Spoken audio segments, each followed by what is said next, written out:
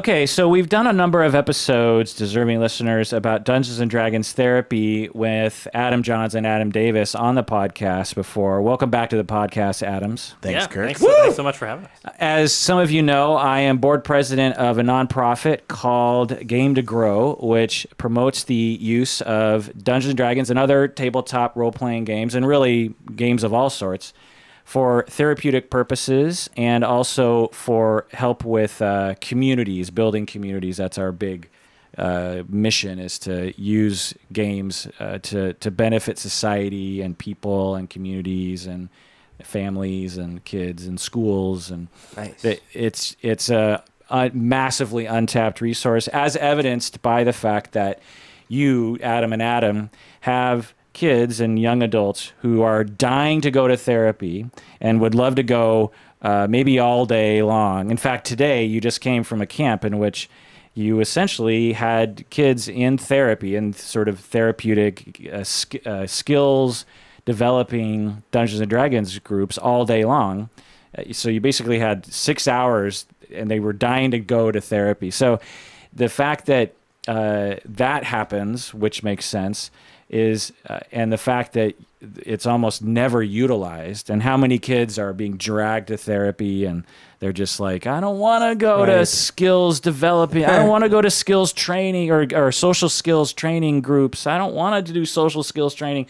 And then the opposite happens. I want to play Dungeons & Dragons with Adam and Adam all the time. But it's concerning to me that they think they need to literally die in order to make it to the sessions. Did I say that? You said they're dying. They're dying. Yeah. Well, It's horrible. It's sacrifices. Or are they dying in the game? Like, No, actually, not very much, actually. Oh, okay. Not a lot of dying. There's not a lot of dying in the games. A lot of winning? There's a lot of winning. So we've done podcasts about this before, but I recently with Michael Drain from the Unpopular Culture podcast, I decided to show him what Dungeons & Dragons were like, and we played Dungeons & Dragons for a little bit. Fine. And he, during and afterwards, told me he had no idea that Dungeons & Dragons was the way that it was. He thought it was like a board game. He thought it was like something very mechanical. He didn't realize it was like completely open-ended in terms of like what you do and what you say and where you go and all that kind of stuff. He was probably not used to the controller, like different control scheme or something. Right. He's used to PS4. He's not used to the Xbox controls. So I thought we would have Adam and Adam on the podcast, and we, the four of us, would demonstrate what an actual Dungeons & Dragons session would look like. Whoa. So that the people out there who like Dungeons & Dragons could actually like get a little kick out of that. And people who don't know can actually learn exactly what it looks like. And I think for those that have played before or haven't, I think it'll become clear how Dungeons & Dragons, with experts at the helm, can use this activity very effectively for a lot of therapeutic uses. So what do you say, guys? Ready to roll some dice? Should we Lightning roll some bolt, dice? Should we lightning get some dice Let's in? roll some dice. We thought we'd actually take it a little step further, and we will show you a little behind the screen as we're going through, just a little of what the sort of therapeutic process is. Nice. What goes through your mind, the decisions you make. Maybe why I set it up this way or things like that. But- I'll promise not to spoil anything for you. Yeah, By sure. the way, this is like a reunion because I hadn't been with the Adams in Adam knows how long. Like, it's been a long time. It's been a really it was long something time. like 2011. It's the summer of 69. It was the summer of Got 69. my Yeah. first real six string. Yeah, that's right. That's the summer you got that. I remember now. So this is the Psychology in Seattle podcast. I'm your host, Dr. Kirk Honda. I'm a therapist and a professor. My name is Humberto Castañeda. I fit shoes for ogres. I'm Adam Davis, Executive Director and Therapeutic Game Master at Game to Grow. And I'm Adam Johns, also Executive Director and Therapeutic Game Master of Game to Grow. Nice. And there are 3 graduates from Antioch University in this room. Whoa. And One of these people isn't like the other. all right, so we have our... So you have given us characters sheets. I've given you some character sheets.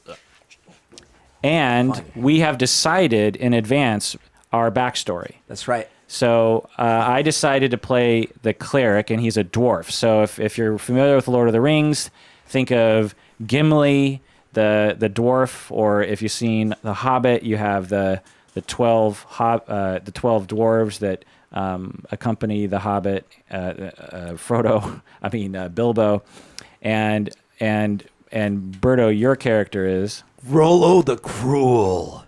Oh yeah, He's a half orc, like a beastly character, but he's conflicted because he's on this quest to find his orc father, and he hates him, but wants to really find him. right. So you're a half orc. Yeah. So you're like me. You're like half Japanese, half Asian. Just like you, exactly. But you're half orc, half human. Half human. That's right. So orcs are the bad guys in Lord of the Rings. Yeah. They have like big teeth, and they're more sort of mean. They're like Klingons. They're warrior people. Yeah. Klingons, I think, is a really good comparison, because you watch like The Next Generation, and then the Klingons are kind of good guys a little bit, and, Yeah, and they can start be.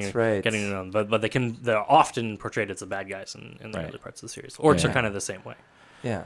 So Adam, what's your character? My character is going to be introduced a little bit later, but he's a tiefling, which is sort of a devil-looking creature with sort of reddish-orange skin and two big horns, and his name is Shush.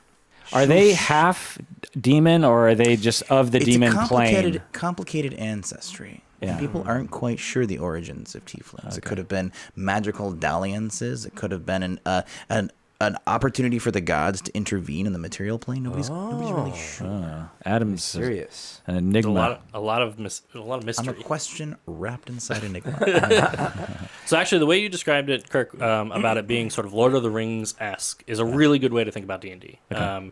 Dungeons and Dragons is really all about sort of this Lord of the Rings kind of world. There's magic, there's mystery. It's mostly sort of medieval weaponry and medieval stuff, but with this added piece that there are orcs and spells and a sort of a wide pantheon of many different gods who very directly influence and impact the world itself. So there's a lot of sort of pieces that very hearken to Lord of the Rings. And it's played similar to Lord of the Rings on a planet that isn't ours. You know, it's not like early world history. It doesn't correspond with. It's not Hercules in New York. Right.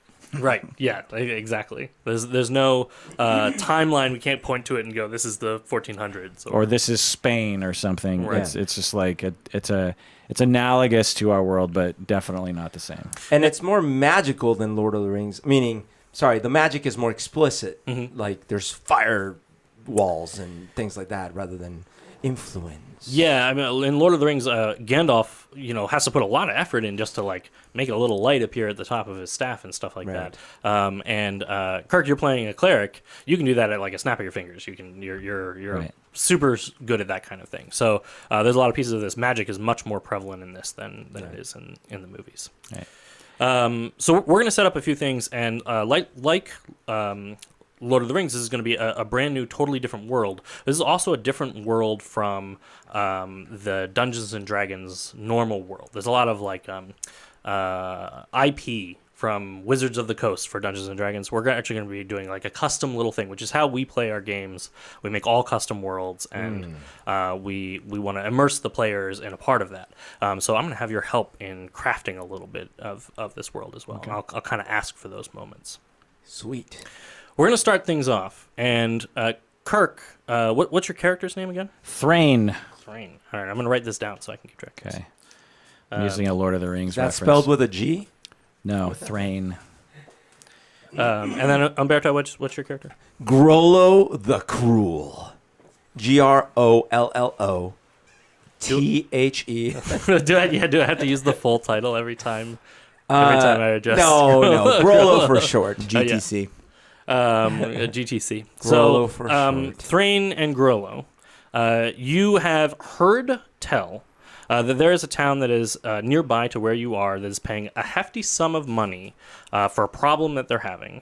And this town is right on the side of a sound. It's actually quite a lot like Seattle. It's a large kind of lake area, but it feeds out into the ocean, and it does a ton of trade in that area. We're actually going to name the town together and come up with a few little details about the town. Kirk, this town has a first letter. What is the first letter of this town? T. Awesome. I'm going to write this down on this whiteboard here. Okay. Oh, that's a fun little whiteboard. Yeah. Humberto, what's the next letter? X. No. O. R. I'm gonna add an A. X. I think that's the name of this town. Would you guys, this is the town of Torax. It's often considered the central part of this. Really connects all the kind of branches So maybe it's a little... of the many pieces. The town of Torax. So just meta talking, if you were to do this with kids who struggle with social skills, that's a good introduction, I'm guessing, to collaboration, and everyone gets a chance to contribute. But it's fairly low pressure, and that all you got to do is offer a letter. There's so many right answers when you're doing this. Yeah. There's no wrong answer. There's a lot of right answers. It could be all consonants. Yes, and then it's also an opportunity to create an interesting world based on their suggestions. So there's a lot of opportunities. A lot of the kids that are in our groups are socially isolated. They don't have a lot of experience working with other people in a collaborative setting at all. If anything, it's like a group project at school, which is not always collaborative or enriching in a lot of ways. Or productive. Right. So when we make up something like this city, we all have contributed to it, this town of Torax, and we all have sort of an imagination that we've worked together to build this. And sometimes naming this, we can also create the culture for this town. Right. And that's actually what we're going to do here too. Which is that we're going to ask a few questions about this town. So this town of Torax, aside from being on the sound and kind of on the water here, it also has a few things that you have heard about it. Even if you've never been to this town, you've heard some things about it. Berto, what is a fun, interesting thing about this? Maybe this whole region, like a fun holiday that they celebrate. They celebrate Tumble Day. Tumble Day. Yeah. What is Tumble Day? Well, so the origins are a little murky, but in general... it's around the time where the flowers start blooming, and there is this legend, like a long, long time ago, this fool was dashing through the village as the flowers were blooming, and he kept bumping into all the little stands, the little vendor stands, and it caused a lot of commotion. But for some reason, maybe it was magic, I don't know, everyone, instead of being angry at the fool, they all just started laughing hysterically. And they just started rolling around the floor laughing like crazy. Not sure if it happened. But in commemoration, around this time of year, when the flowers start blooming, everyone goes out in the streets and they laugh and they roll around, and it's called Tumble Day. This is such a positive town. I want to go visit Torax. This sounds like such a great holiday for me to go be a part of. All right, Tumble Day is actually the holiday that is going on right now. It's a big deal, and people are so excited every year to come and celebrate Tumble Day. And you guys have heard Thrain and Grollo, you have both heard of Tumble Day, and maybe you've never gotten a chance to experience before. So you're actually going to get a chance to jump in and try out a little bit of Tumble Day. And maybe you're looking forward to that. There's also another detail about this town. They are well known for trade, but they're also well known for selling something else. Kirk, what are they well known for selling? Selling salmon, lots of salmon products. Whoa. Salmon fish and soup and trinkets. Oh, this sounds a little like Seattle.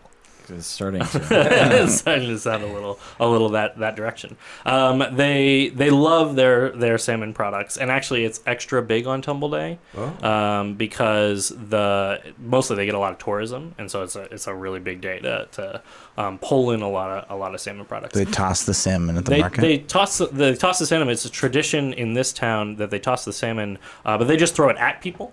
So you're kind of ducking out of the way. It's part of the sort of joy of Tumble Day, is you're getting salmon and flowers thrown at you constantly. I've heard told that the really skilled tumblers will catch the salmon in mid-air tumble and then land and roll. Yeah, which is pretty difficult to do. That does sound, they're very slippery. Yeah. Perfect. As you wander into Torax, you are really just struck by there's an enthusiasm about the town, but it's very subdued. It's nothing at all like you have heard about for Tumble Day. And even for the time of year, springtime, there are many flowers blooming, and frankly, like the attitude of the town is very subdued, and there's not a lot of people around. There are some carts with flowers. There are some places that are sort of half-heartedly throwing fish at you as you come in, but And salmon's a big fish, so it's still Smack. you still kind of have to dodge out of the way of it. But it just doesn't have all the enthusiasm that you've heard of, and you're starting to wonder maybe we've heard sort of exaggerated tales of Tumble Day and of the town of Torax.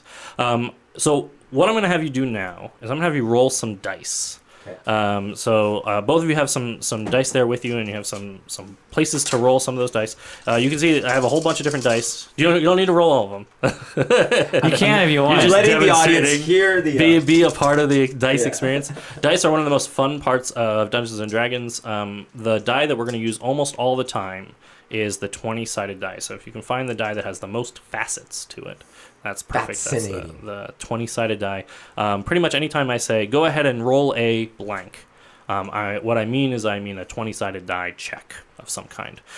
So what I want you to roll now is a perception check. So you're going to roll a 20-sided die, and on your character sheet on the sort of left-hand side, in a rectangular box, there's a whole list of words. One of those is perception. That's your perception skill, and it's got a little plus bonus next to it. Yeah. Okay, I So- got a 14. You roll a die, and then you add the plus bonus to whatever it is. What does that say? 12 Should roll here if you. and plus 3. So I think I got a 15.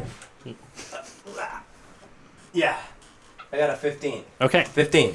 Those are both high enough, so I have sort of a number in my head that I'm having you guys try to beat, essentially. Okay. Those are both high enough for you to both notice as you walk into the town. You can see that the bank recently looks like it has gotten robbed. You can see there's a huge hole blown in the side of this bank, and it looks like it happened maybe a few days ago, maybe as much as like a week or 2 weeks ago. Recent enough for them to still be kind of repairing the hole, but not so recent that you're seeing like still money flying Right. anywhere or gold lying on the ground or anything like that. And you sort of take note of it as you come into town, but that's not the reason you came here. The reason you came here is because you heard that the dockmaster was calling for help. You heard that the town is effectively being attacked by pirates. And they're paying quite a hefty sum in order for you to come in and help take care of this pirate problem. Okay. It sounds like the perfect opportunity to flex some of your muscles a little. Yeah. As you make your way to the docks, the dockmaster greets you. You eventually find he has sort of a little office that you come into, and the dockmaster greets you there. He introduces himself. He introduces himself as Dockmaster Barrett. He says, "Hello and welcome. Welcome to the town of Torax. What can I do for you? You're looking for a ship?" We came because we heard that you needed help with some pirates, and we are expert pirate eradicators. Oh, Well, I mostly deal with pirates, but he helps sometimes. It's fine. I don't mind being second to that. I mean, look at him. He's gigantic. he is gigantic, I've got to say. I'm smart as a 2. I'm smart. He's smart. He's very smart too. He yeah. seems very smart. I would not want to challenge him on how smart he is. That's right. I do have that problem. You know that it's going to pay you 20 gold. 20 gold a person, that is. 20 gold for all of us? For each of you. 20 gold. I'll pay you 20 gold once you return from destroying the pirates or taking So care I of them. get how much? 20 gold. Okay. Yes. Okay. Yeah. I can put them out on the table if that would be helpful for you to see them. No, Okay. I got it. Okay. I assume. Well, very good. I'll pay you 20 gold. So I'll pay you a little extra if you can bring me some pirate bandanas and demonstrate that you've really taken care of the problem. You don't believe that we're going to do this? Well, I believe that lots of people go out onto the water, son, and not everybody comes back. What Grollo says, Grollo does. Well, It's true. Then you seem like a trustworthy bunch, or at the very least, I don't want to lose all my teeth. So, I'll happily pay you 25 then, just straight up, if you can take care of the pirate problem. I Excellent. will. Hey, Thrain. Yes. Thrain is... 25 is more than. Okay, 20. yes. Well, wonderful. I'll need to take down your names and a short description of what you look like, just to have it in the books in the event that you don't return. Keep everything on the up and up. Thrain Stonearm, and I am a dwarf in chainmail and a shield, and I have a warhammer. Is that all you need? That should be good I have a enough. blonde I'll beard write with that down. braids. Just in case anybody came looking for you, I could identify you. Okay. My name is Grollo the Cruel, and I am tall and I am handsome, very, very handsome. I resemble my mother and not my father, never my father. I have a scar, which I think makes me more handsome, across the left side of my face, and my... It adds to some of your distinguished look, for sure. Thank you. My bronze armor is very bronzed. Is your mother the orc side, or is your... No. She is human. Oh, I see. Well, Don't bring up his dad. It's sort of a sore topic. oh, Never my father. Never. well, Have you not my place. I'm just a dock master, after have you all. seen any orcs come this way? Oh, no, not often in the Any city. that look like me? Occasionally, some that look like you. We get our fair share of trade and travelers coming through the town. We try not to make too much of a ruckus. Okay. But usually more on the half-breed side, like yourself. I am looking for my father. Oh, I haven't seen him. What's his name? I don't want to talk about my father. Oh, okay. I'm sorry. I did. It sounded like you wanted to talk about I him. want a to little find bit, my so- father, not talk about. Oh, my I father. see. Okay. Well, if I see him, not that I would know what he looks like or what his name is or anything along those lines, I'll let you know. I don't either, but Okay. I will find it. So, Barrett gives you kind of a little quick rundown of what's been going on. He tells you that pirates have been attacking pretty much every night. Pirate attacks are not that uncommon. They happen maybe once, maybe twice a month at the most months. But recently they've been happening every single night. There are pirate attacks that are happening so constantly, this town relies on trade. And people can't travel in and out of the town. Usually they're sailing up and down the sound, bringing lots of trade, bringing lots of people. And with all these pirate attacks happening, there's just no trade that's going on in the town. It's probably part of the reason why the celebrations are looking so sad this time of year. He does mention one other curious piece of detail as well. He says, lately, the last couple of weeks or so, there hasn't been a moon. Just no moon in the sky. There was a new moon, meaning that the moon was sort of vanished one night, and ever since then, the moon never came back. Did we notice this in wherever we came from? As you were traveling closer and closer to the town, the night before you sort of camped on your way into town, you did notice that there was no moon that night as well. And it seemed odd because it was counter to the calendar that you're used to. Yeah. But knowing that maybe it's something to do with the region tells you maybe a little bit more information. That's a bad omen, Grollo. No moon. I did not notice the lack of moon, for I was asleep. The gods must be upset. They might be. Well, the two of you might be right. We certainly have gotten our fair share of bad luck. First, the bank gets robbed. Now this whole pirate thing going on. Frankly, this is not a good time of year for it. The people are really suffering. If you can bring some closure with all this pirate business, it might help along some of the other things. Bad omen be damned. Well, my god Morden will see to it that the moon be returned, and the fish and the festivities will happen again. You can bank on that. No, And good. I give my word, I will destroy every plank of their boats. Ah, wonderful. Well, I'm glad to have such sturdy fellas going about this. And he takes your names that he's written on slips of paper, and he puts them up onto a wall with a bunch of other names that are all crossed off in red ink. that is clearly like acquired up there. And he says, I have my utmost confidence in the two of you. You will need to find yourself a ship unless you already have one. We don't have one. A ship. No ship. It so happens that I have a... Well, colleague might be a stretch a bit, but there's not a lot of people still willing to go out on the water these days, especially not at night with the pirate attacks. I swim just fine. I'm sure you do, but you may want a ship all the same. I do have a colleague, his name is Shoosh. You can find him out on the dock, and he might be willing to let you take the ship out. You might have to pay a portion of your profits if you're successful. Okay. But the choice is up to yours. Go. Which way is Shoosh? You just head on down this way. Take a right at the lamppost over there, and you should be able to find him down a smaller ship. Come, Grollo, let's find this Shoosh, the man with the boat. Very well. we go find Shush. Wonderful. You head down the dock, and you can see that there's not really a lot of people by the boats right now. Nobody's really willing to go out on the water. And you can see that there is one person, a sort of half devil-looking figure who is maybe handsome. I'll let you describe. Of course he's handsome. Super handsome. You can't see his face, though, because he's staring out over the moonless night, staring out at the water, and he's playing the violin by himself. Oh. And it's not particularly good. Is it a happy song or a... You get the sense that it's trying to be a happy song. Okay. You hear this kind of mediocre music, and you kind of want to tell him to stop. So I say, good sir, is your name Shush? Yes, it is. Shush. That's what my mom said. That's where my name comes from. Appropriate name.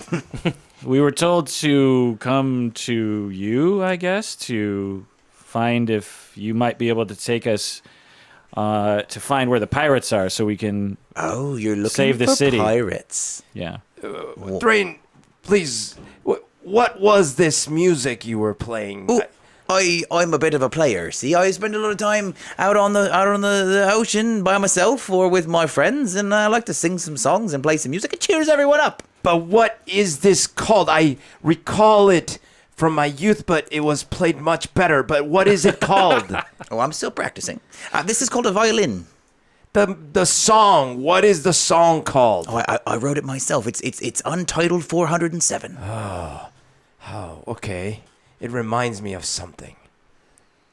Traumatic, perhaps. Moonless night. A dead rat, maybe? I don't know. Something from when I was young. Yeah. Okay. Well, if you really want to go out on a ship, we'll have lots of time to talk. Oh, ship. And Right. Sing songs together. We need a ship. Yes. Songs, I know many songs of Morden. But do you know songs about Lessedin? What? What is just Lessedin? Summadin? I don't know. Some more or less. I don't know. More. We Definitely need more. a ship. We are on a quest. Oh, sorry. Thank you. We need a ship. I have a ship. Good. Thrain, pay the man. Pay the... What's in it for me? I like a little bit of adventure, see? If we make it to the pirates and back in one piece, we will give you 1/3 of our pay. Right. We don't have the pay. We will have the pay. All right. What if I get to write a song about our adventures? That sounds... And I'll keep all the royalties. Absolutely. Well, I'll use your likeness in my song. Who are these royalties? Are they the pirate royalties? I don't understand. Yes. Okay. Okay. I think I will slay the royalties. All right. All the way to my bank account. Perfect. Let's go. a deal then. We shake on it, sir. I prefer war. Fine. As you shake, This is where being an actual actor comes into play because you have actual accents. the voice is actually Adam's been taking voice acting lessons, but a lot of them are not about accents. Sometimes it's just about changing your speech. Humberto, you're doing a pretty decent. This job is my normal voice. Yeah, I'm not. I'm just. This is just Kirk talking as Morden. We could actually talk a long time about like the kind of character that you put in and how the voice changes and how that speaks about you and sort of the kind of person you are as well. I know, so in a lot of people in D&D, they will develop a practice of when you're speaking in character and when you're speaking out of character, and when you're in character, you should do some affectation to let everyone know you're in character talking. And I'm just so embarrassed about voices that I always just spoke in. I just would usually just raise my hand, or I would put on a hat or something. I was just like, I don't want to make a. I don't. That's hilarious. I can't make a voice. So that's really interesting because in our groups we don't have a rule that participants speak in voices, in character voices, but we always encourage them to embrace the play space where they can get a chance to take a risk and see that everybody's playing. And that play is really where a lot of the magic happens. And if you can take a risk and be a little bit vulnerable, then there's a lot more that can happen there. Yeah. I could try to bastardize like a Scottish accent or something. There's also no such thing as Scotland, so if you do a bad Scottish accent, no one will know that it's a bad. Like my accent has already changed 3 times. I don't know if anybody knows it, and that doesn't matter because you can change your voice as it goes too. We've had some players that start off by having like a really unpredictable kind of voice that you can't maintain for very long, and then like that I can't do that voice for very long. That's not gonna work. So then they totally change it, and we just kind of retcon the whole thing and say that's fine. That's what your character's voice is because it's all in our imagination anyway. That's hilarious. Yeah. So the 3 of you take to the water. It turns out, Shush, are you a good sailor? I mean, I imagine you've been doing it a lot, so I assume you're a good sailor. But would you like to roll for it? I'll roll for it. So you can add you can just make this a dexterity saving throw. So you can add your dexterity. That is too small for me to read. Hold on. 16. 16. You're a pretty decent sailor. You've at least spent enough time on the water that you know what you're doing. The ship that you have is a kind of a smaller ship. It does have like a little, I guess, inside section that you can kind of crawl into, but it's not very big. It's a good ship size for 3 people. Nice. As the 3 of you get out onto the water, Shush, you pass along the information that you have heard, the kind of rumors about these pirates. You've heard these 2 rumors. You've heard, well, sort of a ridiculous rumor that it's just one pirate ship, which seems just crazy because the pirates every single night have been taking ships without fail. For the last couple of weeks. They just always are a ship that goes missing or a ship that winds up coming into the dock, but there's only 1 or 2 people left. It has been just brutal, and no pirates really have that kind of schedule. But you sort of pass along that information for everybody to sort of ponder a little bit. You're also sailing out during the day, and apparently all these pirate attacks happen at night. So you have a few hours that you get to, I guess, kill while you're kind of waiting for the sun to go down and setting yourselves up to sort of set up this reverse ambush, I guess, for these pirates. So during that time, you have a little bit of opportunity to get to know one another and for you to get to know Shush. At the end of this, we'll say 6-hour chunk of time where you are hanging out on this very small ship together, you all find yourself becoming fast friends. And I'm curious, what is a thing that you shared or a thing that you did together that helped you become fast friends in this? The 3 of us? The 3 of you, yeah. Shared like verbally? Yeah, it could have been a story or a joke or a maybe you taught each other a skill, something along those lines that you spent some time doing during the 6 hours together. Well, what happened was I was sitting there doing some exercises that I do daily, but my exercises are like, and Shush started playing along like a little melody, and it wasn't great, but it was a melody, and that inspired Thrain to sing one of his God's songs, which I secretly they drive me nuts, but the 3 of us together just kind of like locked in and played, and it was a great moment. Yeah. I sang a song about the great woman dwarf army and how they defeated a dragon and how everyone in the town thought they were males because they had beards, but they were actually all women. All his songs are about the same kind of stuff, but okay. They're frequently about women dwarves with beards. Women, specifically that. Yeah. Specifically that thing. All right. Shush, do you share anything about yourself as you're going through this? I think Shush is Shush is going to definitely try to play more music. He sees that this is clearly something we have in common. So Shush's strategy is to find something we have in common. Clearly, we, myself and Grollo, like to make music. Mm-hmm. We just kind of formed a band. I mean, totally. I call it working out, but yes. I'm not yet sure what Thrain and Shush have in common. So I think he's going to ask a lot of questions. To be like, okay. Do you like to play games? Sure. When I was a child, 75 years ago, we played a dice game deep in the mine. Yeah. Right. Do you want to play it? Now? You could teach me some hours to kill before the pirates. Kill? I am ready. Grillo shoots up into the air. Point the way. It's a figure of speech. It's like we're not wasting it. We're killing it. We're doing it intentionally. Very well. Yeah. It's been a while. It begins with this 20-sided die here. Here you go. Wonderful. Everyone grab one if you can. And you roll it, and you bet to see who is the odd person out. It's like evens or odds, and whoever has the odd, even or odd, just roll the dice. Do you have another die? Mine got Yeah, here crushed. you go. Thank you. So roll it. And what number did you get? I got A 6. That's an or, even number. I have a 4. That's an even number. What'd you I get? also got a 6. Okay, we got to do it again. That's what we 3. call a bunk. It's okay. This roll game again. is bunk.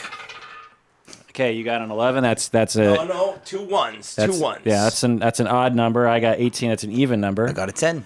So Grollo, you are now the leader, the T-boy. Yay!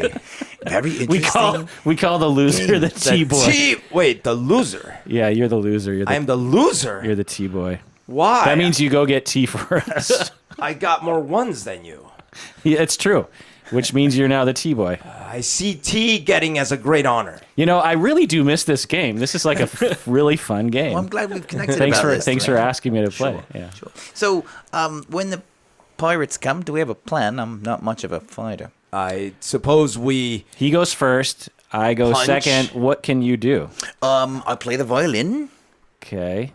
Well, There is actually a rapier on the side of his. What about that belt. thing? Oh, I could use that. I'm hoping you all can sort of take care of everything. I'll inspire you with my music. Huh. Yeah, that could be helpful. I was thinking we might want to reverse ambush is what my colleague said. So I'm thinking maybe we could.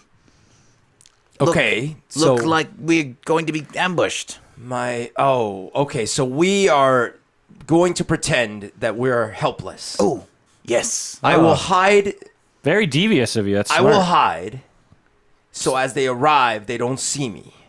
Yeah. And then as they start boarding, I will knock them unconscious. Yeah. And We could go below. You could stay up eat top. their I'll stay up top heads and I'll look really scared. chew Yeah. on their arms and Hide that rapier. You might want to. maybe All right, where should I tear put their it? legs from their... Oh, sorry. What? Is he always like this? Yeah, it's good. I Believe get a me, little it bloodlust. comes in handy. Comes in handy. You'll see. What if we all were to sort of look helpless on the side, as if everyone who was actually a fierce fighter had fallen off the side of the ship? I can try to look helpless. What would you look like if you were looking helpless? Well, you look pretty fierce to me when you look like that. So if you were if I was looking helpless, I might put my eyebrows up and put my fingers in my mouth, kind of like this, and maybe tears. I'm quite a good actor. Okay. So. Well, do you have a bandage of some sort? I could look bandaged. Is there a bandage on the Yeah, ship? yeah. You have all sorts I of have a first supplies aid and kit. stuff. You have first Okay, aid. let me put my arm in a sling and put something on my head, and I'll be looking passed out. Oh. Maybe I'm out for the count. I think that's perfect. Okay. If you give me a cloak, I could cover my armor and weapons. I think that's about as good of an acting I am capable of. You look harmless as it is, Well, but fine. So You have an extra cloak. Sure. I Yeah, certainly have a cloak, but I think there might be some way you could look helpless because you're pretty stout. No offense. Yeah, no. You look like you could fight. No dwarf takes offense to the word stout, sir. Perfect. So I'm curious if you were to look helpless, scared even. What would you look like if you were scared? Well, my mother would make me quite afraid when I was Don't playing. laugh at it. He's talking about his mother. This is important, especially for dwarves. You know his thing about lady I dwarves. thought that scared is something we pretend. I didn't know we actually get scared. This is an important moment. I guess I remember shaking. My knees would knock, and yes, my teeth would rattle, and my brow would sweat. All right, do that. Yeah, perfect. That looks. I'm worried about you now. Oh, That was well, such- don't worry, I'm acting. That was such good acting. Yes, thank you. Method acting. Perfect. I think we're ready. Let's do this for the next few hours until the sun sets. You do this for the next few hours until the sun sets. Now you also play games. This is that time that you spend getting to know each other and really kind of building up that relationship. As the sun goes down, it starts to get deep into the night, and just like all the previous nights, and just like the Dockmaster said, there is no moon tonight, and it is a very dark night indeed. Some of you actually have on your character sheets on the very right hand side, down in that box on the bottom, it'll tell you whether or not you have something called dark vision. Of course, dwarves have dark vision. I suspect actually everybody might have. They dark live vision. in the. You see in dim light within a 60-foot radius of you as if it were bright light, and in darkness in that radius as if it were dim light. So for those who are listening, everybody here has character sheets, and the character sheets have all sorts of information on them, including how strong you are and how smart you are, and lots of interesting abilities that you have that are dependent on the job that you do, and also the sort of fantasy race that you are. Dark vision is one of those fantasy race traits. I can't discern color, though. Only shades of gray. But it's good enough while you are sort of being the ship, except that you probably want to light a few lights to make yourself good beacons to find at night. Yeah. And so indeed you do that. You light those lights. You are adrift largely in the middle of this sound for quite some time. And then a strange thing happens. You start to see a fog roll in. There was no real weather tonight, and in fact, as you look up, there are no clouds. You see this fog gently rolling in, and soon it gets very thick, actually. It becomes a very thick fog that is enveloping most of the ship, that you can see drifting out all around the waters. And before you have too much time to react, you notice as a pale green ship sort of drifting along with this fog comes floating up towards you at a faster speed than you're comfortable with. And you can see that the ship is pale and green, and you can see right through it. The sails of the ship appear to have holes in them. This is most definitely a ghost ship. And as it gets close to you, it raises the Jolly Roger up its sail and mast. And you can see these are ghost pirates. Ooh. The ghost pirates pull up next to the ship. Do you try to do anything to defend yourself, or are you going to try to look helpless? Thrain, should I punch now? Wait until they're close. As the ghost pirates pull up next to your ship, their ship is quite a bit larger than your own. And you see several figures take ropes and swing down from their ship as it pulls up next to yours. How many of them are there? You see at least 5 figures swing down from their ship, and there are many more on their ship that are sort of up there, and you can see they have sort of ghostly weapons, and you can see they are clearly undead. They are spirits from the afterlife, and you can see through some of their parts. You can see sort of skeleton bones sticking out, and sort of drippy pieces of flesh, although it's all kind of see-through in that classic ghost fashion. And the ones who land on the ship next to you, they swing down in sort of a threatening manner. And then the one who kind of looks, if anything, like the captain, he's got a great big hat, and he pulls out his sword, and he just says to you, "Yeah, go ahead, and I guess unload your money and whatever money and surrender."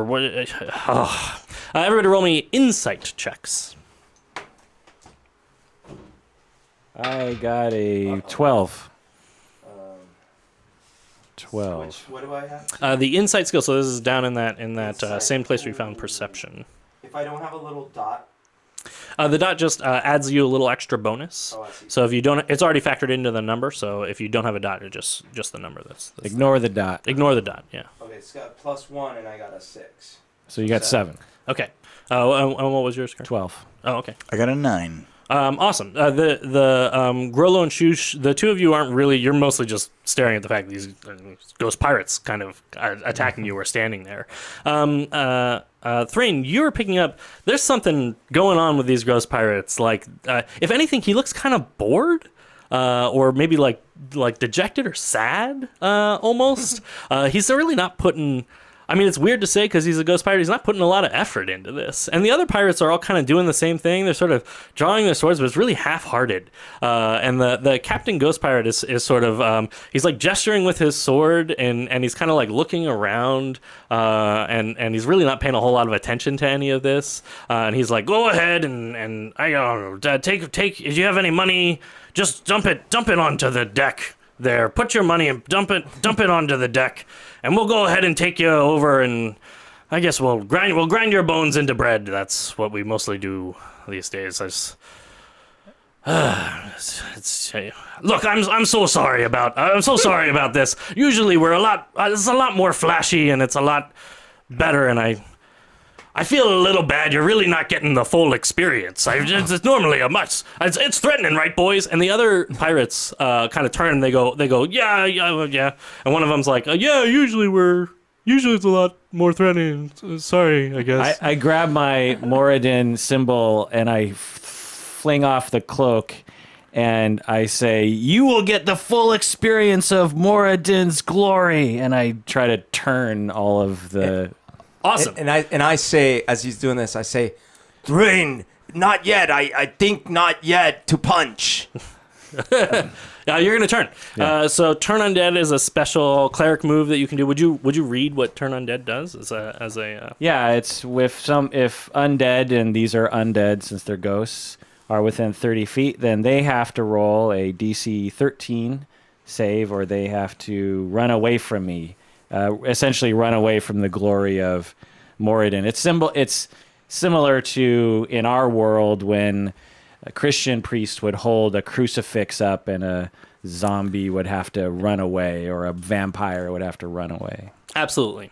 So all of the undead that are around, especially the sort of 4 other ones other than the captain, they take off. They take off running. They have like sort of horrific, fearful looks on their face as you unveil your cloak and you hold up your holy symbol and you call upon the power of Morden, and they take off running in different directions.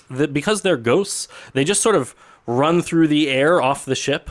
And they're just floating through the air, sort of in different directions around the ship. And you see the captain, and he just sort of face palms. He just puts his head into his hands, and he's like, "No, don't, guys! It's gonna take forever to get them back here. Do you have to do it that this is really gonna drag this whole thing out. You're really pulling out all the stops. That's a nice holy symbol you got there, though. You will turn and go back I know. I'll turn and go back to the undeath and all that. And listen, I wish I could. Honestly, this has really been a drag on me for so much. You know, they don't tell you when you become undead and curse a land that someday somebody's gonna like make you come do this every night. Our holes bursting with Who is gold. making you do this? Oh, well, I mean, you know, Punch now? No, wait. Your friend's enthusiast. He doesn't seem very unconscious to me. He's sort of shaking over there. He's eyeing me really. It's not very unconscious at all. And you there? Do you have a rapier? Wow, you had a whole ambush set up, didn't you? Who is making you do this? Well, frankly, I am impressed. I'm impressed. Boys, they're still running off into the into the night. He goes, Rollo stands up. You can't get good undead help these I days. can't wait any longer, Thrain. Sorry. Listen. And I try to punch. Your fist. It's a good punch. I won't make you roll for it. Your punch passes right through his head, and in fact, you deliver like a series of blows. You're like several punches in, and then you try to grab him, and you just sort of pass right through him. Every punch and blow sort of passes right through, and the captain the whole time is like, "Whoa, big fella! Whoa, oh man! Listen, I think we got off onto the wrong foot. Why don't we start it all over again? We'll bring the fog in." We'll do all the fancy stuff. We'll really put some effort into this, and I promise you, by the end of this, we'll have grinded your bones into great bread. It will be an awesome experience. I'm sure we can find some place left over on the ship for some bone bread. We're packed to the gills at the moment, but we want to give you the authentic experience. You know, Punch! you continue to attack the ghost pirate. He says, "Listen, it's just because of this whole stupid no moon thing. Some time ago, somebody said, "No, we're just gonna get rid of the moon and the blessing that a loon has on this beautiful place, and no longer will she protect the sound and all of that. And we've been cursed here for a couple of 100 years. We do this once a month. It's great fun. We kill a few people. We get some gold. It really works really well. You do it every night, and it really We drags on might you." be able to help you with that. And I put Yes. my symbol back down. He goes, "Really? You think you can help with that? Yes. Well, I think I can point you in the right direction. You're sure? Because we could go back and do the whole thing. I don't mind. We'll put some real effort and grind your bones up and do all the good stuff. You're sure you're okay helping out?" Drain punch now? No, I think we can help with this. We can, if you want to bring back the moon so that you can go back to a less involved schedule, then maybe everyone can win. I show you the moon! I pull down my drawers. And he shields his eyes and he goes, "Dear God, yes, fine. We will take you up on that offer. Just tell your friend to back off a little bit." As you notice, one cheek looks like an orc cheek, and the other cheek looks like a human cheek. He holds up his hand over his eyes, but his hand is see through, so he's not really. He can't really block very much of it. He says, "I'll tell you what. It sounds like a good deal. Boy, we would love to go back to just doing this once a month. We'll even pay you a portion of the gold. Oh. How does that sound? We have so much, we don't even know what to do with it." Okay. Okay. We'll back off. I'll tell the boys that you don't have any bones. They'll be into that. And you go ahead and take care of this. What happened to Oh. my bones?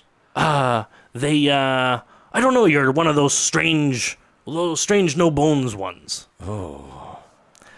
The boys don't have much of an education. They'll be fine with that. That is he. Oh, well, perfect. I think what happened, there used to be a shrine to a loon. And she protected all of this land. She brought the moon every night, and through that moon she would protect the land. And we couldn't show up here because she protected it. So we could only show up when the moon wasn't there. If you can go back there, figure out what happened to the shrine.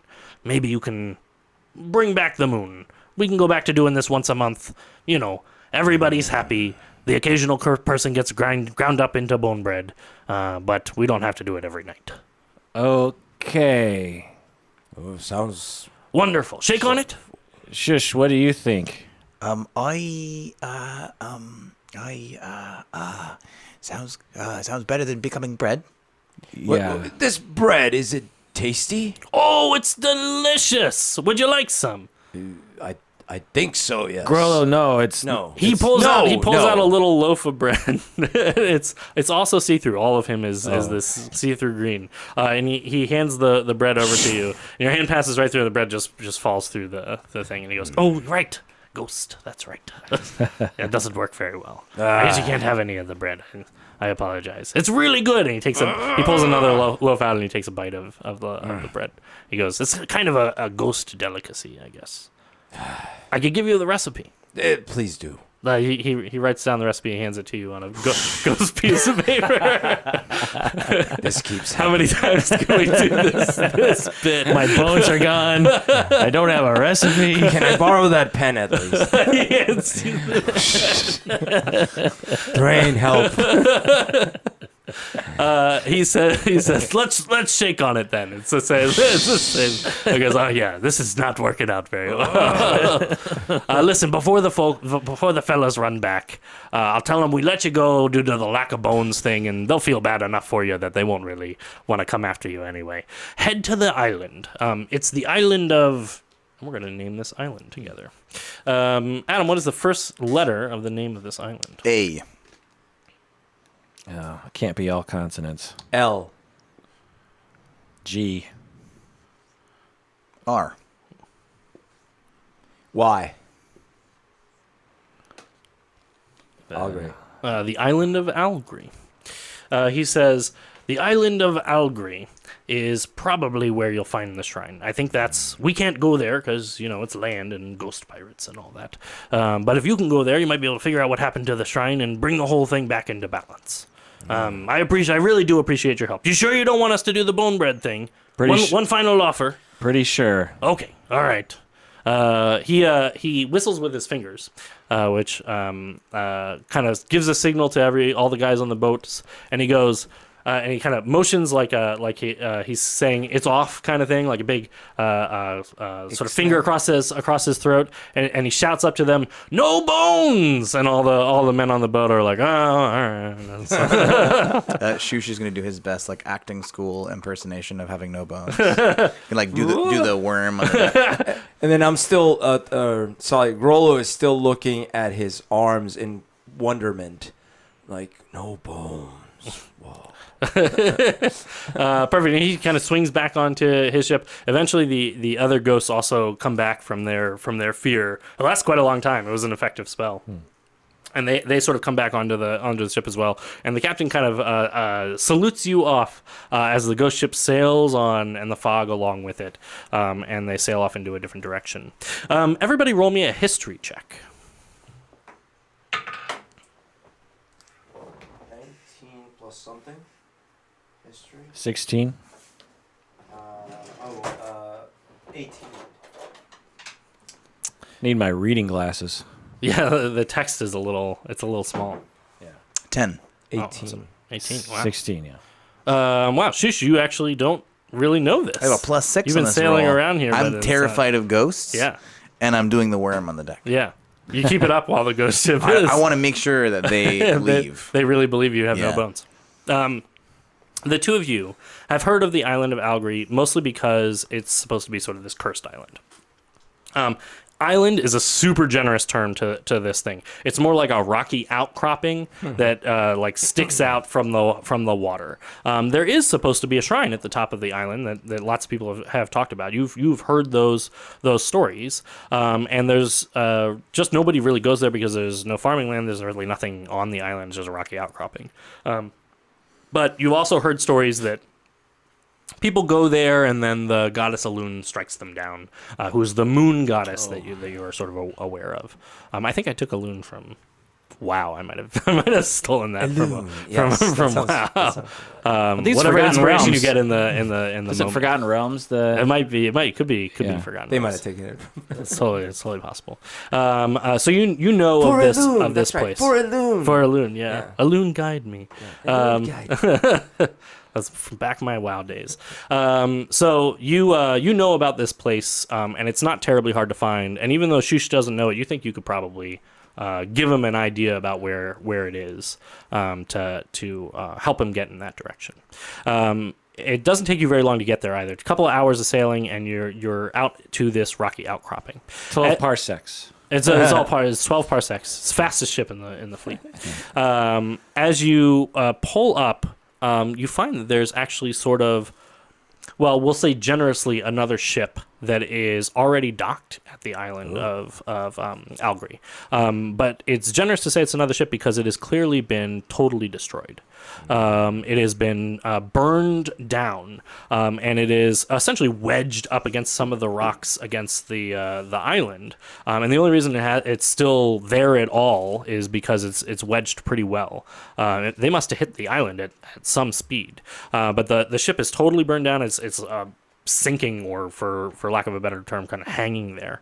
And as you pull up, you can kind of drop anchor and take a little dinghy out to the rocky island and sort of start to investigate what was going on. So just some meta questions. Mm-hmm. Have you ran this adventure with your kids before? Not this one. This adventure is a hobbled together set of different stuff that I have pulled from different things. Funny enough, the ghost pirate part is something I ran in a personal campaign several years ago and largely forgot about until I was trying to plan for tonight, and then I was like, oh, that would be really fun to do. So if you did run this, is this a sort of adventure you could run with your kids? Yeah. Kids and young adults? And so it should be pointed out you have girls and boys age like 13 to 22 or something? As young as 9, actually. Okay, 9. But yeah, then all the way up into early 20s. Okay. And if you were to run this adventure, what sort of opportunities might arise therapeutically? So actually, even so far, you guys have already done a lot of really great stuff. So one of the foundations of the work that we do is, like you said, Kirk, that it's fun to come back to each time. It's a therapy that kids want to come back to each time. But what you've already done is you've already built some connection and built some relationship between each other. If we all didn't know each other in any way, there would be a lot of opportunity here for you to have already kind of created a lot of shared jokes and a lot of like hilarious little moments that you will have and can reference back to in much the same way that we do on a natural basis whenever we're hanging out or whenever we're doing things together. And it's funny because the activities that you put out there and the way the three of us took to it, I suppose, are things that I wish as a 47-year-old man without, I hope, social skill problems, that my campaigns actually had. Because a lot of the games that I end up playing in, there's this sort of like lack of bonding that happens and or animosity like right from the start between the players, not like, I mean, somewhat actual between the human beings, but there's this sort of like default, like I'm the gruff, mean guy, and I'm not here to make friends, there's not a lot of loner or something. And that's what Adam did on the ship, is he didn't say, what do you guys do on the ship? Because then we might have been, if our natural inclination was not to figure out the word adventuring party that has to work together, we might have done like, well, I'm going to keep to myself. Right. I'm going to do something over there in the corner by myself, Right. and then we wouldn't have come on the other side. So in this moment, and while I'm a player, like I know what's happening in the adventure, and so I'm sort of playing an NPC in a way who's facilitating some of this interaction that the game master might and otherwise do, right? So like in the situation where we're all there, the question was, what do you guys do to become friends? And then there's an opportunity there for us to go like, well, what do I do when I want to become friends with somebody? Right. And then practice that skill. And then what I was doing as Shush asking you what you look like when you're scared, Kirk, you just jumped right in there and you were like, well, my character's scared about this stuff with my mom. And then you also had the thing where your character likes this particular song about strong females. And so there's like plenty of stuff in your Thrain's background that like there's probably some Kirk in there. And in Grillo's too. All the stuff with Grillo's dad is a big part. One of the other sort of foundations of what we do is the belief that you put pieces of yourself into your character. Yeah. Right. So whenever you make a decision of My any mom kind, does in fact have a beard. Yeah, perfect. So we actually have like a whole sort of foundational theory that we're working on about the kinds of ways people relate to their characters. But anytime you make a decision about your character, anytime I ask you to make up a little tiny piece of backstory or a little time where your character has to like display a personality and you have to make choices about who your character is, you're placing pieces of yourself. And sometimes that is a parallel. Sometimes it's the same thing and it's just me in my character. And sometimes it is I'm purposefully playing with something that's different from myself. Right. And so I can't always tell necessarily, is this like, Humberto, do you have challenges with your dad that you're kind of crafting your character off of that similar experience? But I do know that you have enough of a familiarity, at least with that idea, to either say, I want to play around with that idea through this character, or to say, I want to work through the stuff that I'm going through with through my character itself. So your hope with the groups that you run is social skill development, correct? And self-esteem, I assume. What other kinds of things? So the way we normally think about it is Friends, our maybe? trifecta. Friends for sure, but we say confident, creative, and socially capable. Confident, creative, and socially capable. We have a lot of Yeah. creative stuff gets put in here, and you guys jumped right in. Oftentimes the players and participants in our groups don't have the same degree to which they can just jump right in and make up a song. Thrain made up this song about this story, right? And that's something that you, Kirk, felt very confident just creating in the moment. Not confident, but Well, you came sold out of it. my mouth. But capable, you but- were able to do it in that. But moment. you made it look like you were confident, and that's what they say about confidence: is if you can fake it, then you look confident, which is might as well be confident. So you probably, as facilitators, really coach and coax, and even if it's a tiny little creative moment, I'm guessing you reward that. You don't press it. If they're like, I sing a song, and you're like, what kind of song? And they're a happy song. Okay, great. You sing a happy, and then you let it go. Right. You don't press it because you're not going to make them too on the spot. And if that player, if we had said, what do you do? And they really struggled even coming up with, I play a song, then playing a song might be enough. Right. We might say, oh yes, you play an amazing song. Right. And this is also where we can rely a lot on the dice. I had you guys role play in the sense that you just talked as your character, but I didn't have you like make charisma checks, or I didn't have you like make bluff and things like that. The only things that I had you roll for so far is to get more information. Yeah. So in other games of Dungeons and Dragons, if you just go into a game store, they might have you roll a lot more checks when you like want to be threatening to somebody or something. They might just say like, "Cool, roll a check to see how threatening you are." Yeah. Or when I tried to punch or something. Exactly. In this case, I knew purposefully that the ghosts were designed to be not something you could interact with. So I wasn't going to go through all the hullabaloo of having you roll and then like discover that. I wanted to make it narratively more interesting, to just move you through the narrative pieces. But I also didn't want to make like your character have to roll to determine whether or not they can figure out what bone bread is. It's just a thing that you want to do in character. I'm not going to dictate that for you, and I'm not going to force you to have to rely on the dice for that. And that's a lot of what we do in the group as well. It's deciding when to roll and when not to. That's the style of gaming I like anyway, personally. Like when everything comes down to a roll, it's like, can't we just like intuit what the character would or would not know in the situation? I've been in games where I got so bored because there was a subset that they were so obsessed with all the physical minutia of like, well, how strong is that rope? No, if it's that long, there's no way it would hold that kind of tension. Oh, was it wet? Oh no! Then I was like, oh my god! Like how much? But they're really, they were really trying to be like, the fun for them was the simulation. Try to get it as close to reality. It's like the physics simulation, and that's fine. And then for me, it's more like, dude, it's a rope.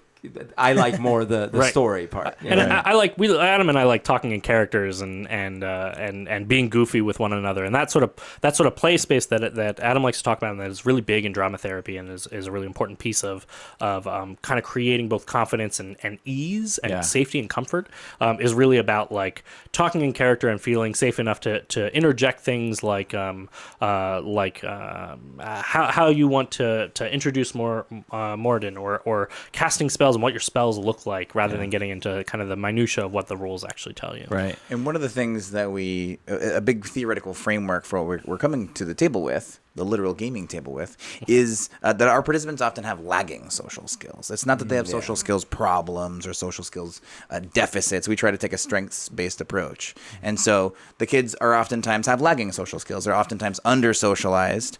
And so if we think about this developmentally, what we really want to do is provide them an opportunity to play in the way that a lot of kids might naturally at a very young age have unstructured narrative social play on the playground. Right. And historically, kids would have a lot of unstructured narrative social play, and you learn a lot of delay of gratification. You learn a lot of really important skills through narrative unstructured social play. Yeah, man, like that totally reminds me of the favoriteest game me and my friends played when we were probably 6-ish. We called it War, and it was based on World War II, I guess. And ironically, I was attacking the Japanese, and I wonder if there's something. Yeah, because I saw on TV or something. And we would act out these scenes where we would have to, cover me, and then someone would run over, throw their grenade, and then like someone would get shot, and I think, because I'm kind of a bossy person, and I was as a kid too, I'd say like, okay, you just got shot, and someone has to like medic you out, okay, and like we would play this for like hours and hours and hours, and it was basically role playing the entire time. And it's a very important skill to be able to be a leader in that moment and say, somebody got shot, medic, we need a medic, and for somebody else to play and go, well, I guess I'm the medic. Yeah. I'm gonna align with you. We're gonna merge in this narrative space. Yeah. And I'm gonna become the medic, and we're gonna endow this person with an injury, and now we're all creating this thing together. Yeah. But there's a lot of give and take. There's a lot of navigating an unstructured social space where if you say medic, you point at somebody and say, medic, help him out, and he goes, I'm not a medic. I'm a captain. No but. Right. But the beauty of that game that we played was that it was so bonding, and it's similar to how we're playing right now. It's just so fun and creative, and like we're on the same side. Like there's no enemy. We don't, like you're not the enemy, Adam. Right. You're facilitating the game. You know what I mean? And ultimately, we really create that space. There are some dungeon masters or game masters that will sort of be the adversary, Right. And that's not the game we like to play, and that's not the game we want to play. So usually it's I'm helping you to create a fun story. You guys are Right. contributing to that story as well, and you're a big part of that story. I couldn't have created all these hilarious little moments on my own. You needed to be there for that. So even though I'm the game master, I'm as much a collaboratively telling the story along with you as anyone else at the table is. I mean, I already feel like Grollo and Thrain have like a shtick together. You know what I mean? Like we already have like a thing. It's the Lenny and yeah. So, well, one thing this reminds me of when I was a kid. Did you guys ever play the Black Cauldron game on the PC? It was like King's Quest, but it was Disney's Black Cauldron. Oh, sure. It was fun, but I didn't own it. My brother owned it in the States, and he was vacationing in Bogota. And he was telling me all about it. I'm like, oh my gosh, I want to play it. So I played it. I was the character, and he was my dungeon master. But he had memorized basically the whole game because he had just played it all the way through. And so he would tell me, okay, so I'd be like, okay, I'll walk north. And then like, well, you're at the edge of a river. And he basically walked me through the whole video game as if it were like a role-playing thing. And it was awesome. I've never actually physically played Black Cauldron, but I played through it in that way. You had That's all the good pieces of the Yes, experience to play yes. through it. Yeah, absolutely. I love that that style of I guess interactivity with that kind of thing. So if we can jump back in, kind of bring resolution to our awesome story that we're telling together. Yeah. And as I just said that. You guys, I'm not going to have you roll as many dice. Have everybody roll an investigation check. Okay. Investigation. Are we investigating the ship? You're investigating kind of the wreckage a little bit. As you 13. You figure something must have happened on this island. 19. Perfect. And what was your... As I am a bit of a sailor and I'm investigating the ship, can I get some sort of bonus for being expert at being a ship expert? I love it. Yes, give me a roll with advantage, which means you roll twice and take the higher of the two rolls. All right. That was 16. All right. So you're more investigating the ship. Actually, the two of you are kind of investigating the area around the ship. I got a 13. You got a 13, and you also got a 19. 19. Oh, wow. You find a few different things. Shush, you find this ship looks like it was steered and purposefully rammed into this place. More specifically, it was rammed with a very high speed into the rocky outcropping here. So either somebody lost control of the ship or they purposefully rammed it into the outcropping. You also find some evidence. You find some like glass bottles and things like that, shards of glass, I guess, on the ship that seem to indicate that you think somebody burned this ship on purpose. And now the ship is all but burned down. You also find, and this is maybe a little gruesome, you find a couple of dead bodies on the ship. The two of you, while you're investigating kind of the shore and the rocky outcroppings right next to where the ship is, you also find a dead body. It looks to be a young man, and it's actually a young elven man, and he is dressed in very kind of simple clothes, but dark. Elves. It might not be your taste, but he's dressed in very simple, dark clothes, and he looks to have been completely run through. Some type of long, sharp, skinny object, maybe a sword or something along those lines, that seems to have pierced him, and he's probably been dead for a couple of weeks. Actually, roll me a medicine check, Thrain, since you are a cleric. 10.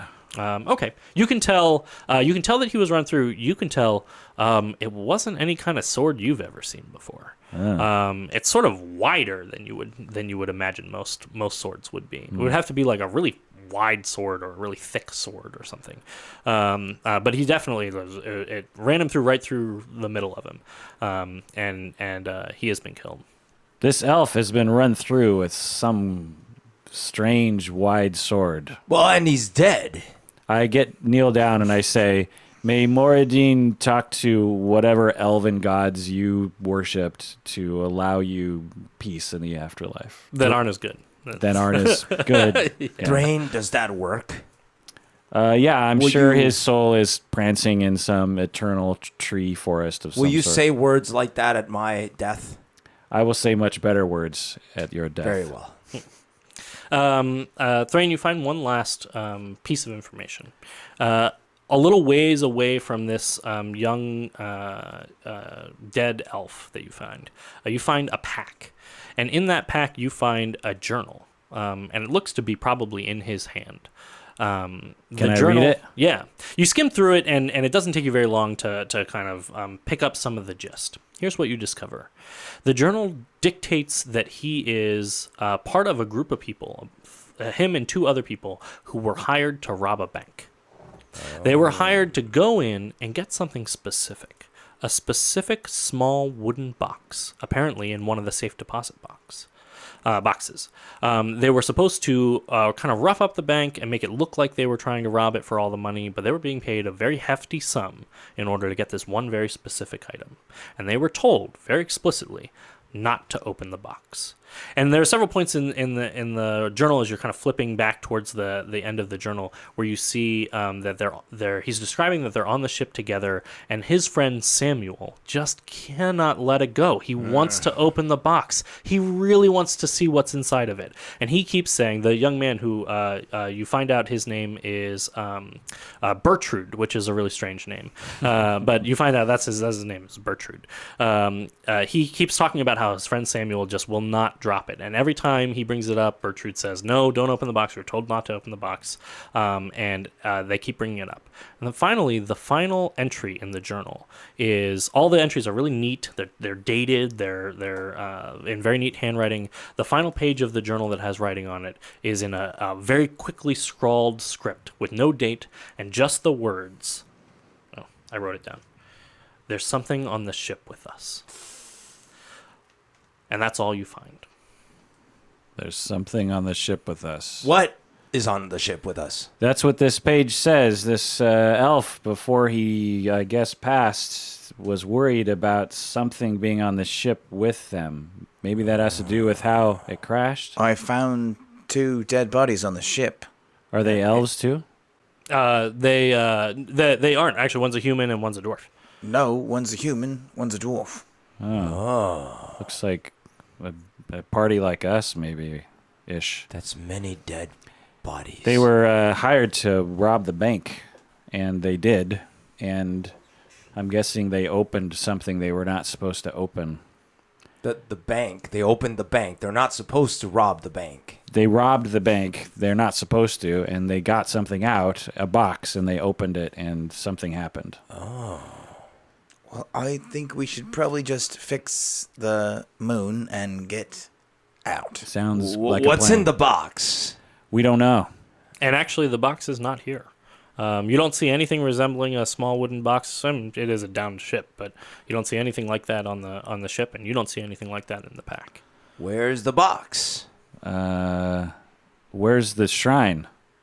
The shrine is at the top of the island. And most of this is all sort of run down. There's a lot of kind of ruins at this point. Nobody's been to the shrine in a long time. Ever since the rumors of it being a dangerous place to travel to, none of the sailors that used to frequent this area come to the shrine at night anymore in order to pray to the goddess Elune. But you know that it's supposed to be at the very top of this sort of very pointy, rocky outcropping section. It won't take you long to travel up there as long as you can find a way up. Shall we go to the shrine and see if we can reinstate it? It's still nighttime right now. It is still nighttime. I suppose we should do so quickly. But I want to know what's in the box. We might find out, Grollo, and you might come in handy. Very well. As you kind of search around the area, eventually you find that it's actually not very easy to get up to the top of this rocky outcropping. It's mostly sharp rocks, and it's difficult to find a good route up. You do find that there is what appears to be sort of an old rope ladder that is attached to one of the heavy cliff faces of this rocky outcropping, and you can. It's still mostly intact. You give it a couple of really good tugs. It looks worse for wear, but it seems to be holding well enough to allow you to start climbing up this cliff face. It's probably about 40 feet up. Grollo, you first. All right. You can climb on my back if you'd like. I'll just follow you. So Princess Bride style. This is Princess Bride. I'm gonna have you roll a. You're climbing up the cliffs of insanity, and I'm gonna have you roll an athletics check, which I imagine Grollo is pretty good at.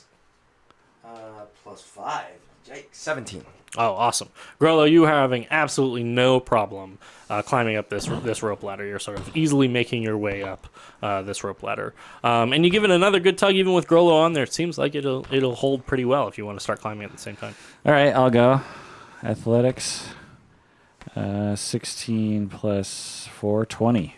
Oh, wow. This dice is a lucky die. Yeah, that's a really good one. I have a 1, like I'm due for a 1 coming up, I'm sure. Grollo, Thrain is catching up to you. You're so small. Of course you can catch up. Try carrying this weight. Go ahead and give me a roll as well, Shush. Is this acrobatics? Is that what you said? Athletics. Athletics. Yeah. That is a 19. Great rolls all around. You guys start making your way up this rope ladder, which seems to be swaying a little bit in the sea breeze, but not in any kind of really alarming way. And as you start climbing up, everybody roll me a perception check. 5. Maybe you should have the dice tray, Humberto. Jesus. I have a table rule in my game when I'm the game master in order to encourage a little bit of physical control that if it lands on the floor, it counts as a miss. 9 and a what? Which one? 7. I got a 7. Perception? Perception, yeah. Oh, 3, 7, 12. 7. Okay. Grollo, you're the only one who notices this, maybe because you're in the lead. As you're climbing up, you notice what appears to be sort of little glowing specks of rock that are sticking out from the sides of this thing. They're not glowing with enough intensity that you would have seen them from very far away, but now that you're a little closer, you can see some of these glowing specks of rocks. And in fact, there's one that's pretty close by to you as you are climbing up the ladder, and you take a moment and you give it kind of a really close inspection. And all of a sudden it starts glowing a little brighter, and you notice as all these 2 little claws come out from the speck of rock, and these little spiny feet come out, and it picks itself up and starts crawling along the wall towards you. And it's not the only one. You start to notice these things everywhere, and it looks like Thrain and Shush have not noticed them yet. Guys, there are little crabby, glowy things coming at me. Do we see them? Now you can see them. Okay. They are hard to see. They're glowing, but it's a faint glow, faint enough glow that you might not have noticed them otherwise. Can I hold on to the thing and warhammer them? So this is where we're not going to do like an initiative, which is usually where we do like a full combat. We would roll initiative in order to determine the order in which you guys all act. In this case, we're just going to do this. You can still make attacks, but we're not going to really do initiative. We'll have you go first since you offered to warhammer them. Give me an attack roll with your warhammer. 17. So you definitely can hit some of these little crabs with your warhammer. You can take out a couple, actually. They're not that big. They're maybe about the size of... Are they like crystal? Like a dinner plate. They just look like rocks. It's a sort of bioluminescence that's coming from their shell that you can see is glowing. They must be eating something on this rocky outcropping that's giving them this bioluminescence. Actually, everybody roll me a nature check while we're at it. Nature. And nature is sort of Jesus. your knowledge of natural things. Working. You have to roll like closer to the ground. I got a 3. Can you hand me my... This one has an edge on it, so you can roll here. Yeah. Just go like that. All right. Okay. 10. 10. Okay, 10. 3. 5. Oh, wow. You've heard of these kinds of crabs before. You don't know much about them, Grollo, but you know that they are called moon crabs. Moon crabs. These be moon crabs. So do I roll for damage, or do I just Yeah, I'm gonna have you roll for damage. This is gonna be how many moon crabs you can take out. 4 damage? You take out 4 moon crabs as they're starting to swarm around you while you're climbing the ladder. Okay. Everybody else roll an attack as well. What kind of attack are you doing, Grollo? Smash. Just with your fists? Yeah. Awesome. 12. And what is it? Plus your plus you. Strength or- It's probably like a you can add your 7. strength. I'm going to have you roll an extra dice. So this is where you roll something other than the 20-sided die. Okay. I'll have you roll a d6 for your smashing attack, which is the 6-sided die. That's a D&D terminology for Normal. what kind of dice you want to roll. Cute. Yeah, 6-sided dice are your normal. Add your strength bonus. But you get to add your strength bonus. Okay. So 5, 6, and this. No, 18? just Or Oh, six? just the roll. Okay, yeah. 6. So 6 total. That's still pretty good. Pretty good smash. You smash a few of these crabs as they're starting to swarm around you. You just swing kind of your fists. Are you smashing them against the wall? Or you're kind of knocking them off the wall. Smashing against the wall. You're just squatting. You're whack-a-moling these Yes. these. Grollo, crabs. one hand only. Hold on to the thing. Shush reaches down towards where his rapier is, but he actually reaches back even farther and pulls out his violin. And then loops his arm around this rope ladder and then starts playing the violin, which might surprise you. But he's actually casting... What are you doing? He's casting Thunderwave. Oh, awesome. Will you describe to me what happens with Thunderwave? So you guys are hearing this, like, sort of... It's a strange time for Shush to be playing the violin when there are these crabs. This is no time. And then there's a certain high-pitched sound that happens that he kind of lingers on. And it's like a... And then a shockwave explosion bursts out, hopefully knocking lots of crabs off of the cliffside into the water. Awesome. It's a pretty successful attack. Go ahead and roll me 2d8 damage. That's going to be also how many crabs you knock off. 9. 9. You blast 9 crabs off from the side of the cliff face, and some of them go splattering off into the water. Some of them are just sort of obliterated by your shockwave of sound. Everybody, roll me one last athletics check to just climb the rest of the way up the top of this. 14. 23. 7. Oh no. Shush, are you the last one on the ladder? Mm-hmm. The two of you, Grollo and Thrain, both of you managed to continue your climb up, and you're sort of thrashing about as these crabs are trying to get at you. But you manage to get all the way to the very top of this ladder and pull yourself to the top. But you notice that while you were finishing your climb, Shush is now hanging from the ladder, while the crabs have sort of nipped and scratched at your hands enough that you let go of the ladder, and you're now hanging from your knees on the bottom of the ladder upside down, and the crabs are starting to swarm around you. What do you guys do? Oh my god. Why you play your violin while you climb? It's Here. my thing. I get you. So I start climbing back down. I get a rope out and I tie it around his waist as he's heading down and hold on. I imagine this is like a coordinated effort, maybe something the two of you have done before, Yeah. where Grollo just starts climbing and you're like, well, all right. And Might as well you lasso it around yeah, his waist yeah, really yeah. quick. Awesome. So you now have the Should have rope done it around the his- other way, I his guess. waist. Grollo, it doesn't take you too long. He's not too far from the top, so it doesn't take you too long to get down there. What do you want to do to help him? I grab him with one hand. Are you just gonna lift him up? Yes, I have no patience left. We have to get to the top. Grollo, do you want to just throw him to the top? Yes, I'm annoyed he was playing music. So I want to go. Grollo, give me a strength saving throw. So the saving throws are just above the skills there, That's a good and you roll the d20 just like most of the other checks. And you're gonna add your strength. Oh no, this is not good. Is that a 6? 6. Okay. This is it's 6 plus something? Or It's a just- good thing that Thrain tied a rope around you. You throw Shush up, and Shush, you as you feel a tug on your leg, you fly up into the air, and the crabs mostly like can't hold on to you while you're flying through the air.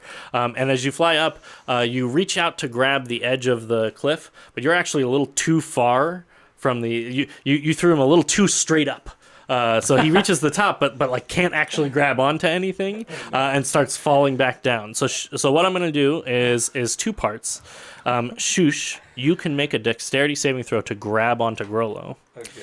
But Grollo, this is probably going to pull you off the ladder as soon as he does this. So while that's going on, Thrain, you're going to make a strength saving throw in order to hold this rope with the both of them on What'd it. you get? 8. 11. 15. 15. All right. 15 is a good enough for you to grab back onto Grollo. Grollo, the tug was unexpected, as you figured he probably would. Just land gracefully up onto the top of the cliff, and it yanks you off the back of the ladder.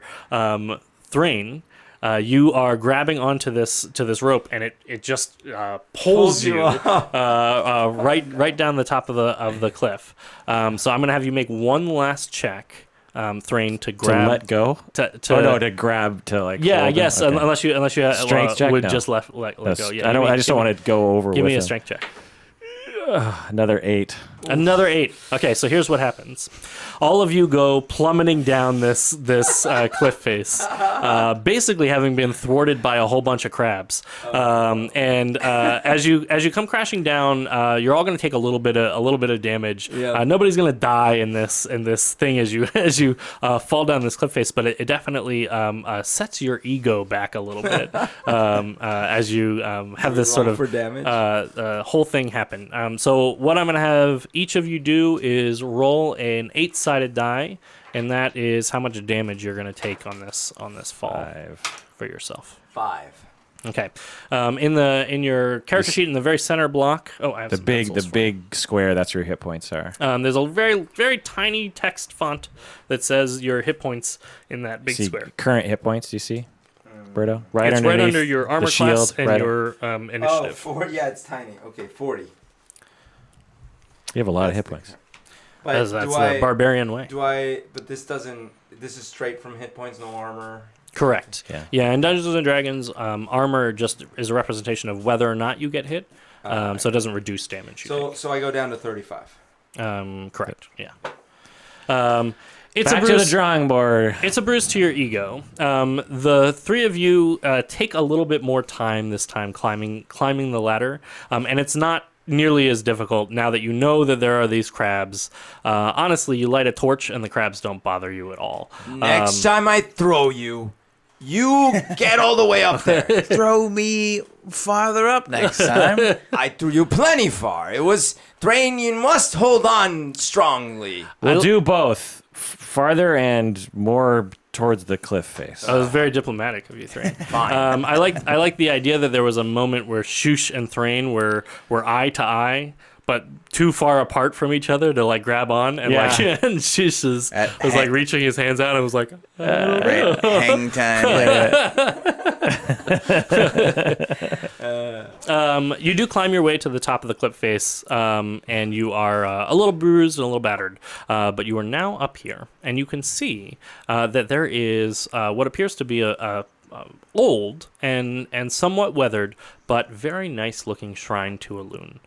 There's a beautiful sort of a statue of a woman in robes who is standing there, and she has her hands out, and she has a you imagine probably a beautiful quality to her, especially in the moonlight, which there's none right now. But the shrine itself seems really well built. However, as you're looking upon this shrine, you can see that there are great big gashes and slashes that somebody has taken to the shrine. Somebody has purposefully defaced this shrine. And as you're coming into this area, if you kind of imagine it a little Stonehenge-y, there's like a big circle of stones, and otherwise it's kind of open to the rest of the world. And then there's this sort of statue of this woman in the very middle, and a lot of the stones and the statue itself, and of course a little offering bowl that is set there, all have kind of these big slashes and gashes. Does it look like the same weird sword that put the elf to death? Oh, very good. Yes, it does. It has the same interesting thickness to it. And you can see in the very center of this area, laying on the ground, wide open, is a box.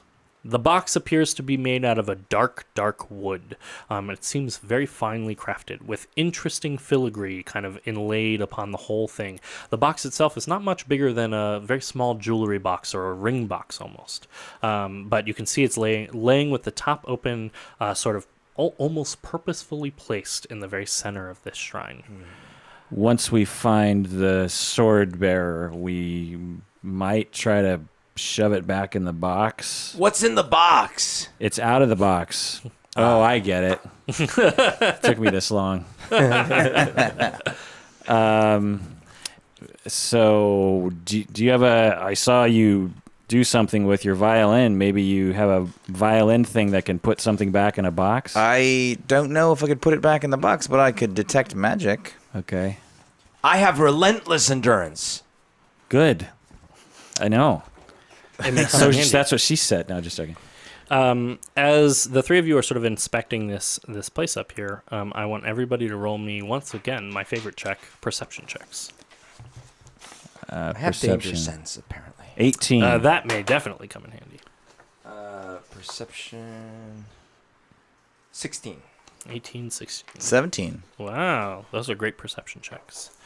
As each of you is kind of looking around this place, you get an odd feeling, almost like that tingling in the back of your neck. Maybe especially you, Grollo, because of your sort of sense of danger of different places. That tingling is leading you to the belief that something is watching you. There is something in the shadows, and every time out of the corner of your eye, you almost feel like you see something. Just a hint of movement, a hint of something somewhere as you're looking around in different directions, and you keep catching something. I always feel like somebody's watching me. We listened to that song today. We did, I read after our group. Yeah, maybe he was watching you do that, and that's why he said it. Meta. As the three of you are sort of wandering around and inspecting stuff, are you inspecting the box as well? Casting detect magic on Oh, the okay, box. perfect. The box is definitely magic. You can tell that this box has a lot of really strange properties to it. Not the least of which is that it has some kind of imprisonment spell on it, but it also has some properties that have to do with catching. With holding other things. It can hold not just creatures, but it can hold some kind of quality. And it's a type of magic you've never seen before. That kind of magic is only true for artifacts and really, really powerful magic items. I'll relay that to the group. As you're inspecting the box, actually, Shush, the two of you, I imagine, are sort of standing around or looking around, trying to get your bearings. And all of a sudden, as you, Thrain, are looking over at Grollo, you can see that for some reason, Grollo's shadows don't look right. He's got two shadows instead of one. And I attack one of the right shadow with my war axe. I don't even say anything to you. I just take my war axe and just go, "Gah!" What are you doing? So what you're saying is you want to attack the darkness? I attack the darkness with my magic missile. In case you don't get that joke, that is an old D&D skit joke of I attack the darkness is an old D&D skit joke. It's one of the Roll me very an first attack roll. internet viral videos. Yeah, absolutely. It was like one of those like the ridiculousness of what D&D really looks like. Yeah. Roll me an attack roll, and then everybody roll initiative. Initiative? Yep, and initiative is at the top of your sheet, and it sort of just determines the order in which everybody reacts. I rolled a 9, which I guess does not hit. 9 does not hit. My initiative is 11. 5. Awesome. So, as you swing your hammer, the shadow quickly moves out of the way, and it actually moves into Grollo's shadow, and then it sort of, I guess, gives up the ruse, and you see the shadow sort of emerge from its two-dimensional form, and you can see a great winged looking creature come out from where the shadow is located, and it speaks to you in a deep and rumbling voice, and it says, "You've finally brought me away off the island, and now that you're here, I will have no problem dispatching you and taking your ship." And you can see this figure. I'm going to show you guys a picture, and then I'm going to describe it for the podcast. Yeah. Not good. It's a great winged demonic creature with horns, two horns sticking out of the top of its head, and its wings are almost like bat wings or dragon wings, but with frayed pieces to it, except that the whole creature seems to exist only in shadow, and it sort of fades in and out of shadow as its form is in flux constantly with the shadows around it. And it reaches out with two very large clawed hands, and you see what looks to be probably the shape of the large piercing object that was used on both the shrines here and also on the young man. Is it undead at all? Does it seem... It is technically a demon. So it's not an undead. It is qualified as usually an outsider or a fiend. So one thing that happened to me is that this was happening like on my shadow, which was like actually behind me. Mm-hmm. So like I didn't actually see. I haven't yet seen the creature, but I'm turning. Right. And actually, the creature is going to attack you. Okay. So I'm going to write down this, and then I'm going to write down your guys' initiatives because I didn't write that down. That's what the whiteboard's good for. So what were all the initiatives? I had a 5. Okay. 11. 17. Oh, wow.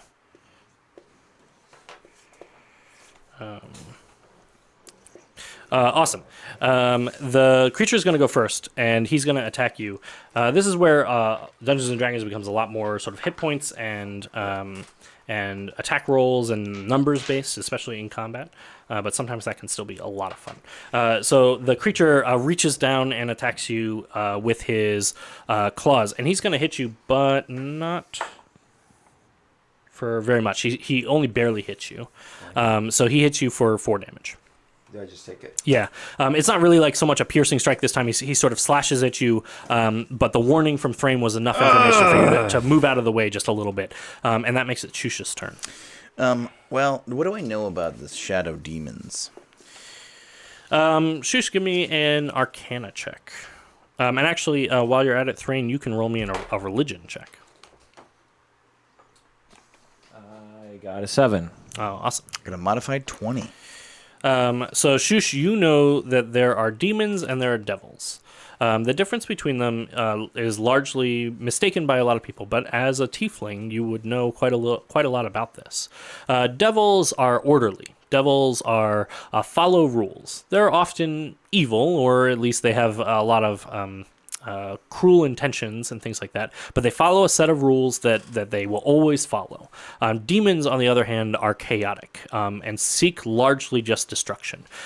Shush, you know that if this demon gets off this island and takes your ship, he will wreak more destruction than certainly than Shush would ever be comfortable with, but will likely kill many people and cause a lot more destruction than you want to have happen. Way more than the pirates. Way more than the pirates. So I know we need to kill this thing, right? Yeah. Do I know any of its like susceptibilities or anything? Unlike the pirates, this thing can be affected by weapons. You can hurt this thing.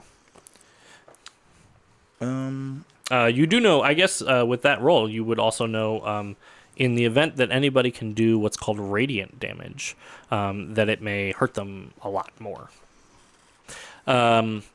That's like paladin stuff. Thrain, you actually do know, even with a low roll like that, you do know a little bit. You would know a little bit about demons. You mostly know that they come from the place called the Abyss, and it's sort of an equivalent to hell, I guess. It's like one of the chaos. Yeah, sort of chaos and destruction. It's a bad place. You don't want to go there. Yeah. And you know that demons are largely pretty evil creatures. I'll also share, just as a mechanical thing to make sure that you know, Kirk, your spell, you have a couple of spells that do radiant damage. Oh, I do? Which are Sacred Flame, which is one of your cantrip spells, does radiant damage. And I believe you also have Guided Bolt, or something like that, which I think also does radiant damage. Ah, I didn't know. Yeah. But Shusha, it is your turn. What do you want to do? Well, this thing clearly hangs out in the shadows, so I want to light some torches so there's less shadows. Okay, cool. There are actually a bunch of very old but torches that are left over from the shrine. This is a place where people used to worship, so there are some torches that are Then instead of getting largely torches weathered. out, I will get out my violin again, and I will thaumaturgy those torches to a light. As you play your violin, you hit a couple of high-pitched shrieking notes that that light torches around the place. At first, it does definitely seem to bother the shadow demon, but he looks wicked and grins at you as you have now created a lot of opportunity for shadows for him to hide in. I feel like we're in a Spinal Tap video or something. Stonehenge and a violin rocking out. It could just as well be a Lindsay Sterling video. Thrain, that makes it your turn. Okay, I will guiding bolt this. By Moradin's crossbow, you shall feel your pain now. Awesome. He's going to feel that pain. Shoot Moradin's crossbow at him with your guiding bolt. Give me an attack roll, and you're going to use your spell attack bonus, which is on your second sheet there. At the very top. Bonus. It's the little plus bonus 5. up there, yeah. 22. Awesome. You definitely hit the Shadow Demon. Now, Guiding Bolt does quite a lot of damage. It does 4d6 damage. Whoa. Wow. What was that? 3, 5, 10, 14. 14. And the Guiding Bolt seems extra effective against this thing. Well, actually, I would love for you to describe what your Guiding Bolt looks like. It's a well-crafted geometric bolt with, lots of dwarven light coming off of it. The what do you call it? The feathers in the back. What do you call that? Fletching? Fletching or whatever is beard hair from Morden's From a beard. female dwarf. The bolt pierces into the Shadow Demon, and you see his skin almost get torn apart by the light flash as it hits him, and you can see he's weakened a little bit as a result of it. Maybe a little slower, maybe a little easier to hit for the next person who is going to come and attack him. It definitely seems very effective against him. Grollo, go! Punch now. Don't punch. Use your. So here's what happens. So as I finally turn and I just got hit, the hit definitely angers me. So I am going to pull a rage. All right. Yeah. But the second thing that happens as I'm pulling the rage is when I see the demon, it reminds me of a very traumatic childhood memory. All right. So initially, I actually get kind of stopped. I'm even angry, but I get sort of shocked. So I don't manage to pull off a rage yet. Actually, I just attack, and it's like a maul attack. But I'm a little startled by what I see. Okay, I love it. So I'm gonna do two things. I'm gonna have you roll your attack, and I'm gonna have it roll with disadvantage because of your being startled. So disadvantage means you roll twice and take the lower of the two rolls. And 6. But Do I add anything? So in your very center of your sheet, Adam can kind of point it to you. There's a little plus bonus next to your maul. The maul plus 5. So that's what you add. So you get an 11. 11. So 11's not enough to hit this thing. Okay. But what I'm also going to give you is, I love that for role playing. And you basically gave yourself a disadvantage, and especially in our groups, that is, most players want to play to whatever the greatest mechanical advantage they can get. But the really rich storytelling comes from playing with disadvantages and playing with the flaws that your character has. Accepting your flaws. My thinking was that it was going to trigger something. So initially it was going to startle me, but then there was going to be an unprecedented rage that would well up because my childhood was so traumatic. But you found that rage was actually hard to access. Well, it's like it's coming. Yeah. Right now, it's going to be I'm a startled, rolling, but I'm like a rolling reaction. Yes. So I'm going to give you inspiration. Inspirations is a little checkbox up above your proficiency bonus. Yeah, I see that. You can use that inspiration to give either yourself or somebody else to basically let them re-roll a d20 roll. Okay. So at any time when you want to use that up, I get 1 point. you now have that. Yeah, that stays there, and if you want to use that up as a sort of a resource you can use to help yourself out or someone else out. As you bring your maul down, the demon takes advantage of your hesitancy, and he reaches up with a clawed hand and he stops your maul in its tracks. Not a lot of creatures would be strong enough to stop Grollo's maul as it comes slamming down. And with that, he once again has that sort of devilish or demonic smirk, and he is going to deliver a blow to Grollo's stomach with a curled fist. He's going to punch you. Okay. Oh no, Grollo, you are stout enough that you just take it. Oh. He punches you, and it's almost like a trade of like two strong men coming up against each other, where like he stops the thing and then he like smirks like ha ha ha, I've got you, and he comes and he brings a blow to your stomach, and you just like flex your stomach, and it's just like a moment of the two of you kind of grappling together, and he caves, seeing that you are maybe a little stronger than he originally intended, and he disappears into a shadow, and reappears next to Shush. And this time, he's not playing around. He wants to get off this island. He's going to attack Shush. And Shush, he rolled a natural 20, which means that he is going to do a whole lot of damage to you. Nice knowing you. Sing songs about me. Shush, he is going to do 17 damage to you. Oh, no. Shush, he runs you through.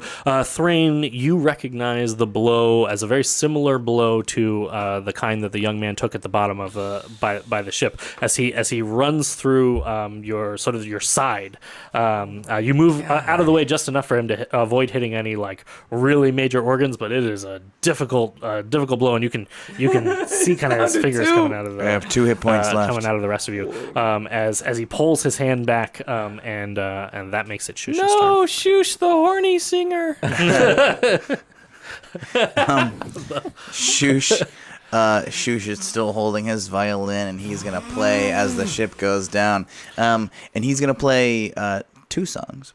One is he's going to do Fairy Fire, which will hopefully illuminate this shadow demon and give it some sort of disadvantage as it's a creature of shadow, and now it's slightly illuminated.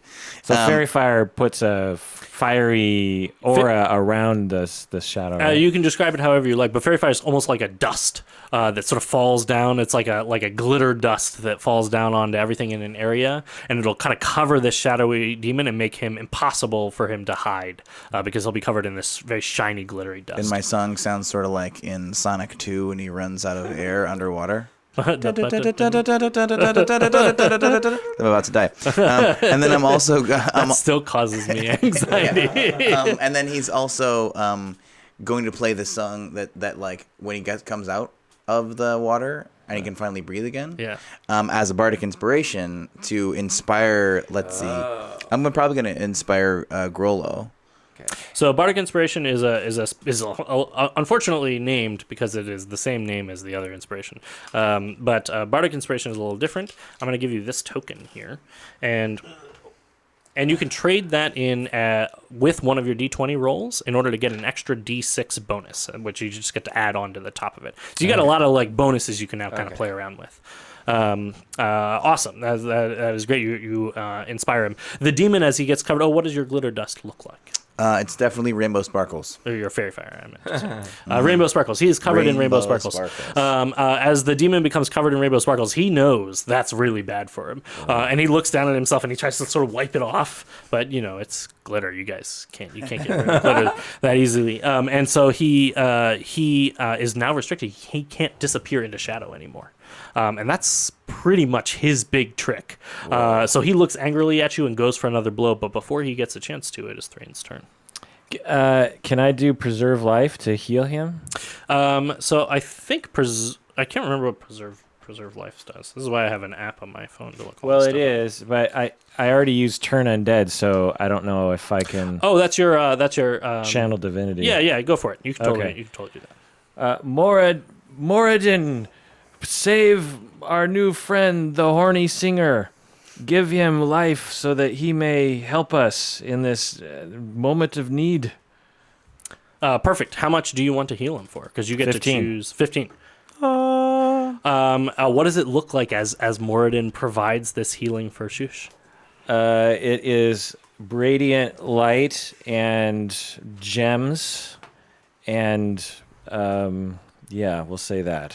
Gems, sparkly gems and light, sort of like flowing out of the earth. Nice. Shush, your wound kind of closes up and it stops bleeding so much, and you're feeling quite a bit better than you were There's before. like rainbow sparkles, and now there's There's like a bright, these just gems given that- it's the middle of the night. This with is no a moon, music there's a video bright- now. bright This is kind now of thing. officially a video. Yeah. Like Sonic getting all the rings. Yeah. Also, awesome. Do you, Grollo, that makes it your turn. What would you All like to right. do? So at this point, my shock has worn off, and the punch to the gut really sealed the deal. So something wells up from within me, and now the full rage of Grollo is about to descend upon this creature. So I'm going to do a rage, which is bonus action in your turn. Advantage on strength. Do you know all about it? Oh, yeah, but it's good. Okay. It's good for the listeners to. All right, so Rage gives the following benefits. You have advantage on strength checks, on strength saving throws, and when you make a melee weapon attack using strength, you gain a +2 bonus to the damage roll. Nice. And then you have this resistance to bludgeoning and a whole bunch of other stuff. Awesome. All right. So this little token you gave me is, remind me what this is for? So that one's going to be for if you roll a d20 roll and you don't quite have enough, you can turn that in to get an extra d6 that you roll on top of that. Okay. And that was from Shush. That was. And then I have an inspiration that I can use for myself or someone else. Correct. Okay. And that lets you re-roll a d20 roll. What does Girl say or look like as he brings them all down? So first of all, my eyes get bloodlusted. Yeah. And then it's just like my expression changes and everything. It's just like you've never seen so many wrinkles on Grollo's face. And like they're all angled downward. Like you've never seen a frown like this either. And like it's like a steam train running at this creature. And I am about to maul. And so I grab this guy. Is a maul like a giant club? It's like a sledgehammer, essentially. Yeah, it's like... Okay. I rolled a 12. What do I do with that? And you add your Add maul your- bonus. I think it's like a Plus 5. 5, 17. Okay, that definitely hits. Okay. So now you're going to roll me damage, which for the maul It is says 2d6 times 3. 2d6 plus 3. Plus 3 damage. Oh, plus yeah. 3. Sorry. And then so +2 6. because your rage. And then plus 2, an extra 2 because of your rage. So there's a Whoa. 6. And there's a 5. So that's an 11 plus 3. So that's 14 plus 2, 16. That is a brutal blow that you delivered to this guy. Oh, I almost forgot. You had advantage to your attack because of both the fairy fire and the other thing. So give me another roll just in case you roll a 20 or something on the d20 roll there. Because if you can roll a crit, you're going to do a whole lot more damage. Okay. That's so close to it. 2 is right next to it. But you definitely come in and you just like deliver a really devastating blow to this creature. And as you smash with your hammer, the creature's if anything starting to look a little scared and a little worried. The three of you are getting the better of it, and it was expecting to dispatch you and leave on your ship. And the creature says, turns to you and it says, "No, don't destroy me. I'll make you a deal. Like a deal with a devil." Can I use my inspiration? Yeah. What do you want to use it for? Because I'm like, I don't deal, but Thrain, like, go! Hold on. We might be able to restore Loon's temple if we listen for a second, but wait with your maul, oh mighty Grollo. Okay. And wait with your mighty violin to inspire mighty Grollo. What do you propose, you demon? Let me leave this place, and I shall leave you alive. And it's looking a little worried. I think it knows that that's not a great offer. I also know that demons don't make deals.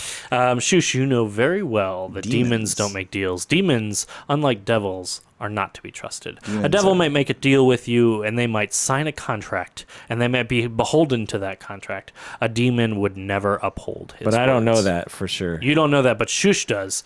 Shush, how would you maybe communicate that? I am going to sort of circle behind the shadow demon while like looking like I'm agreeing, and then I'm gonna go like with a like a no, not a good deal. My hand over my neck, like What is wrong with your throat? sore throat. But I want to signal maybe like a perform check or something to sort of let them know that, and maybe to simultaneously lie to the shadow demon to make it look like I'm agreeing, while also circling back around so that we can ambush this thing. Awesome. Roll me a deception. Actually, make it a perform. I like perform. His liability is me. Yeah. I don't You do might- You subtlety. might give this away. Performance is higher. That's why I was Perfect. advocating for that. That's a 24. Awesome. Grollo, It's such a good performance. you do say that, exactly what you said. And Shush says that he has a sore throat. And then your performance is like that you're massaging your throat, so Grollo thinks that you actually have a sore throat. But it's good enough that you split the difference between Grollo and Thrain. And Thrain gets a good idea for what exactly it is that you're trying to say, even though Grollo just thinks that you're giving off kind of a sore throat kind of motion. Okay. So I get ready to attack it, I guess. Can I go? Yeah, you can totally. You're Okay. sort of like pause the combat for a moment as he's like hoping to entice you with this thing. He even offers like, I could give you great power, great boons. And he's sort of offering out his hand, and you can see like a glow of energy in the palm of his hand. Okay. I say, by Morden's beard, you will be blind. Awesome. What do you want to cast there? Blindness. You're gonna cast blindness. Yeah. Awesome. He is a shadow demon. So Do they? he gets. So the way it works for this is he's gonna roll a check against your Yeah. thing, and he fails his check. Okay. So you have succeeded in blinding him, and he goes, "No, Morden's light," and you can see like the light flash out his eyes, and he can no longer see. And then you guys get an opportunity to lay in one extra solid attack now that he's blind. Both of you roll me attacks with advantage. Attacks with advantage. So that means again roll twice and take the higher of those two rolls.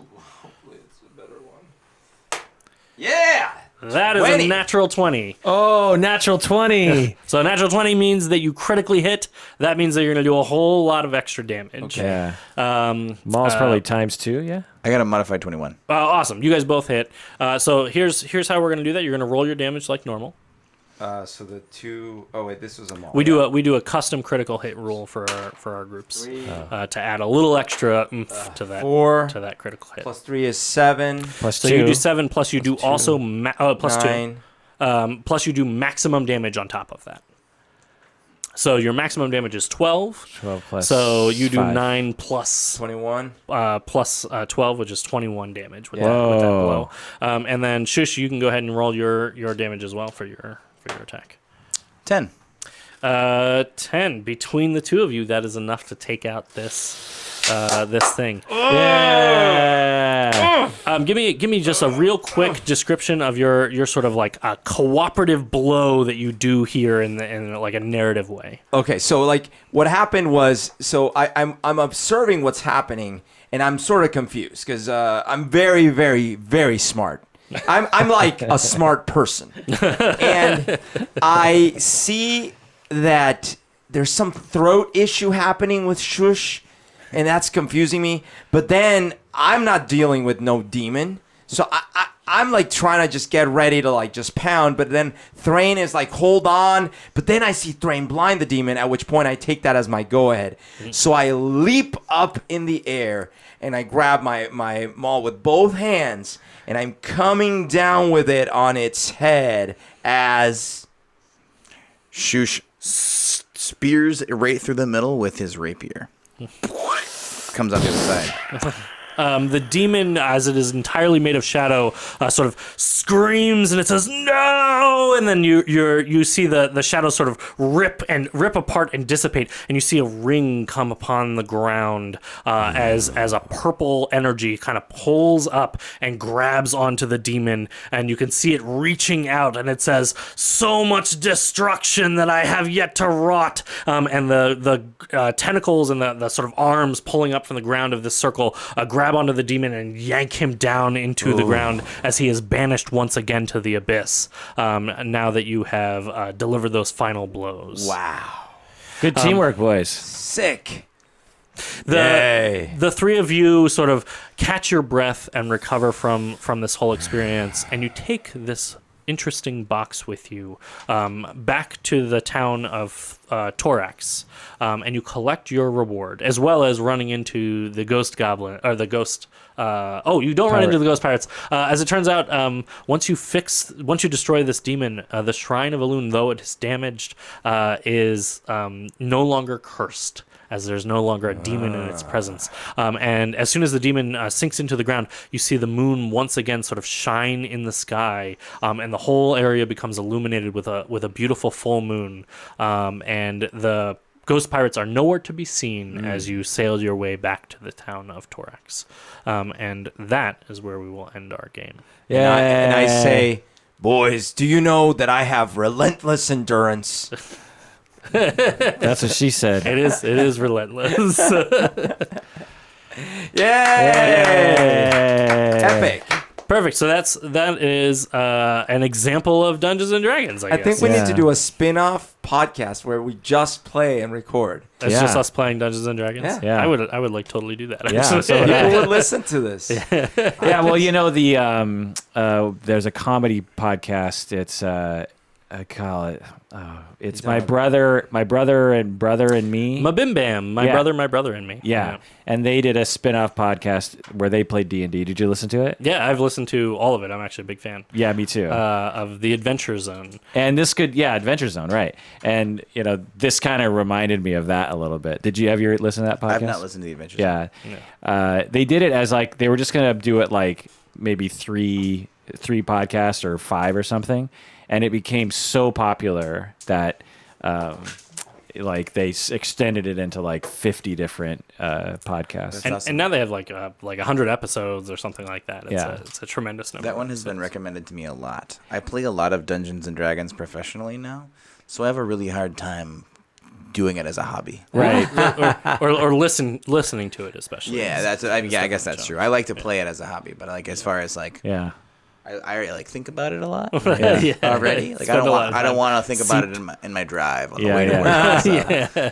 It's like when I tried to watch In Treatment, the TV show about therapy. I got like 10 minutes too in, soon, too and I'm close. just like, this is like it's like I'm at work. I've heard Yeah. that That's about that show. funny. Too. I don't awful. really want to watch this. You know, Yeah. one of the genius things from what was it, Geiger? Who was it? Gary Gygax. Gary Gygax. Gygax. Yeah. Yeah. Geiger Thorax. counter. Thorax. Torax counter.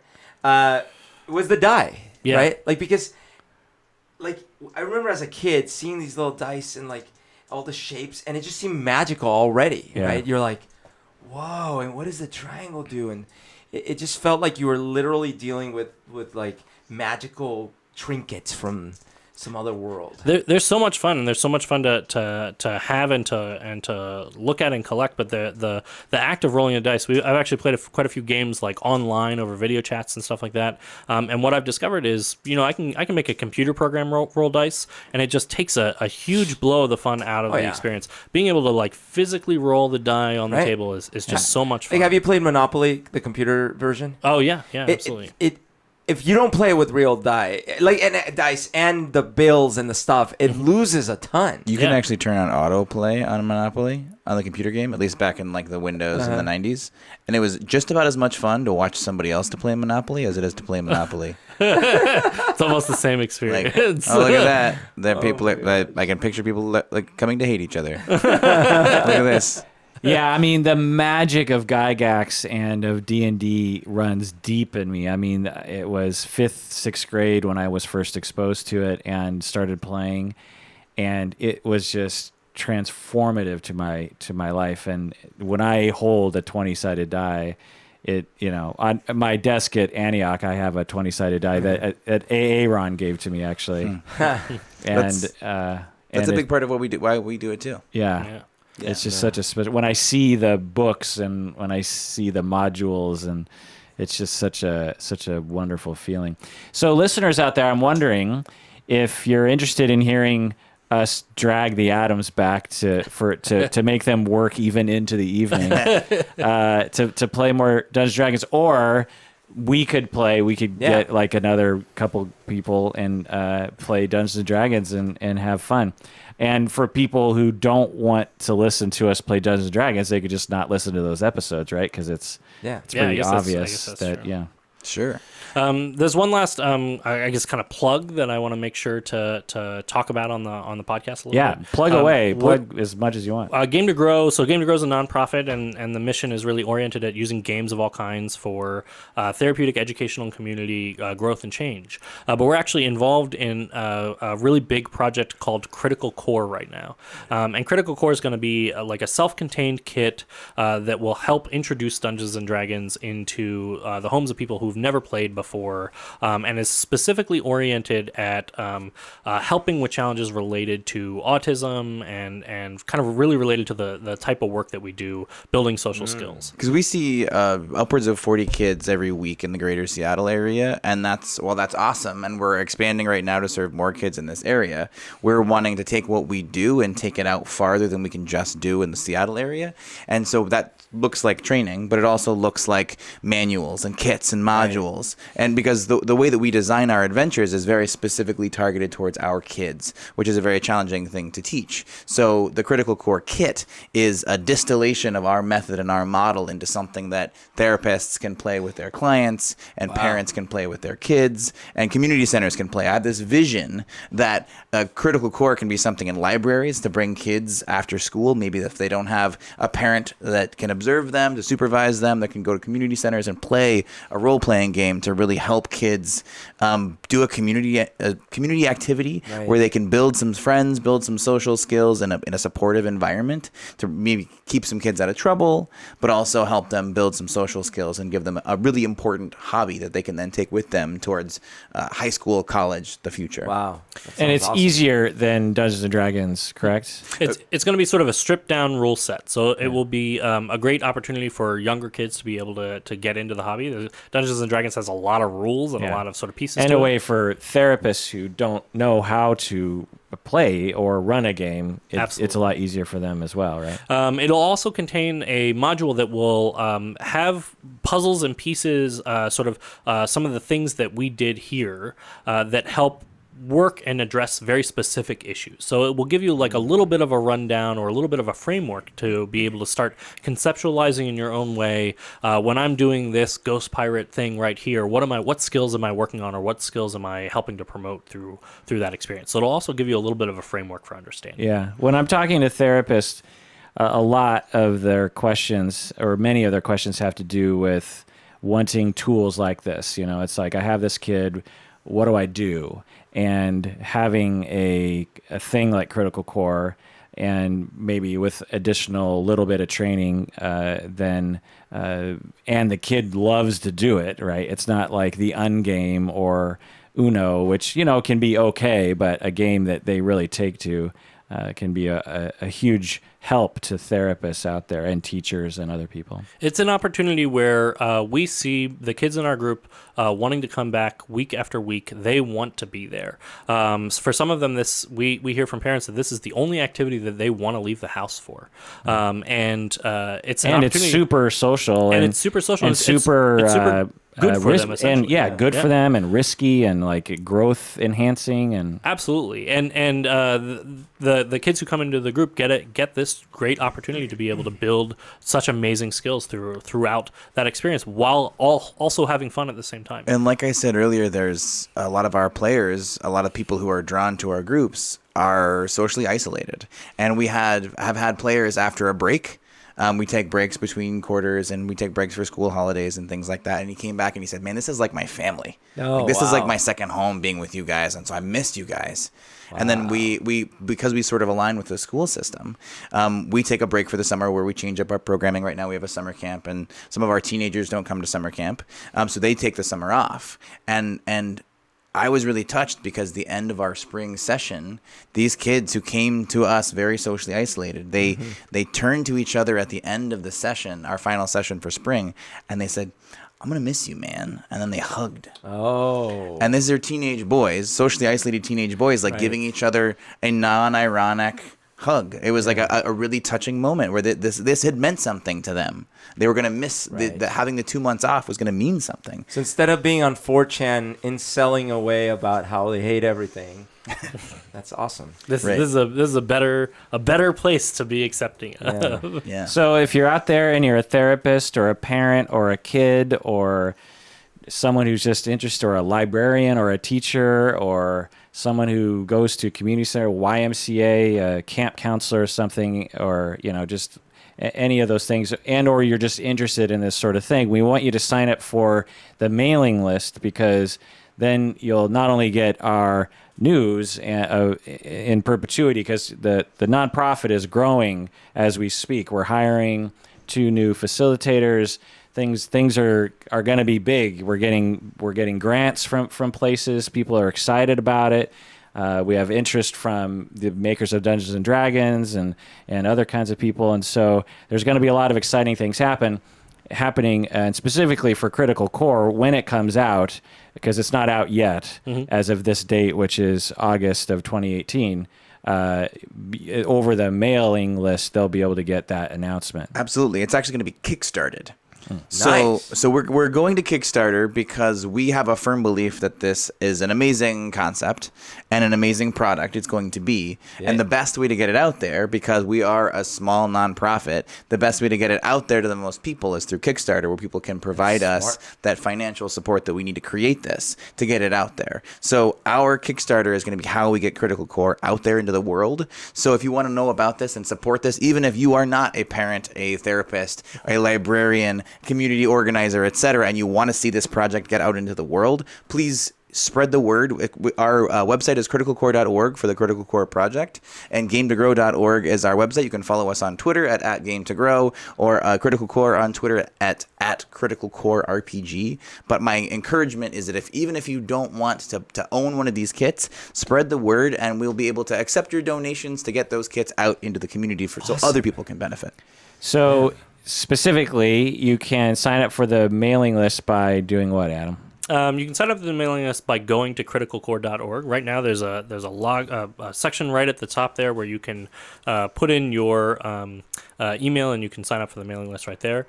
Also, a lot of that news is going to be going through gametogrow.org, and Game to Grow also has a mailing list. So if you go to gametogrow.org and you click on newsletter, you can also find the mailing list there. And you can go to gametogrow.org and donate as well. Just purely donate, which would be really great. Those donations help us continue to run groups. They help us we offer pretty much, we never turn anybody away. So we want to make sure to continue to offer services that allow people with more difficult financial positions to be able to come to our groups and attend our services. And those donations help that to keep happening. Yeah. And just some other plugs. Tomorrow is our live show at Antioch University. This is posting tomorrow, so it's tomorrow. August 11, 2018 at 3 o'clock. And Adam will be there, and we'll do a little 5 to 10 minute role play for the live show. What's the live show for? It's for our 10-year anniversary. 10? That's a decade. That's kind of crazy. 10 years is a crazy long time. Is there a 10-sided die? There is a 10-sided die. Several, yeah. And also, if you're interested in seeing me give a talk on how to use social media to enhance your therapy practice, and or see Adam and Adam in person giving a keynote presentation about Game to Grow and all the things we've talked about today, you can go to the Washington Association of Marriage and Family Therapy Conference, which is in late September. And it's an all-day conference that has trainings and other kinds of networking opportunities for marriage and family therapists and anyone else who wants to join us. Adam and Adam are giving the keynote talk, which is amazing. It's really great. Can I give a talk about what it was like to grow up half orc? You could, as long as you show your moon with the half. You have to provide proof. I see your true orcish color. One's like super hairy and warty. That's the human side. All right, anything left to plug?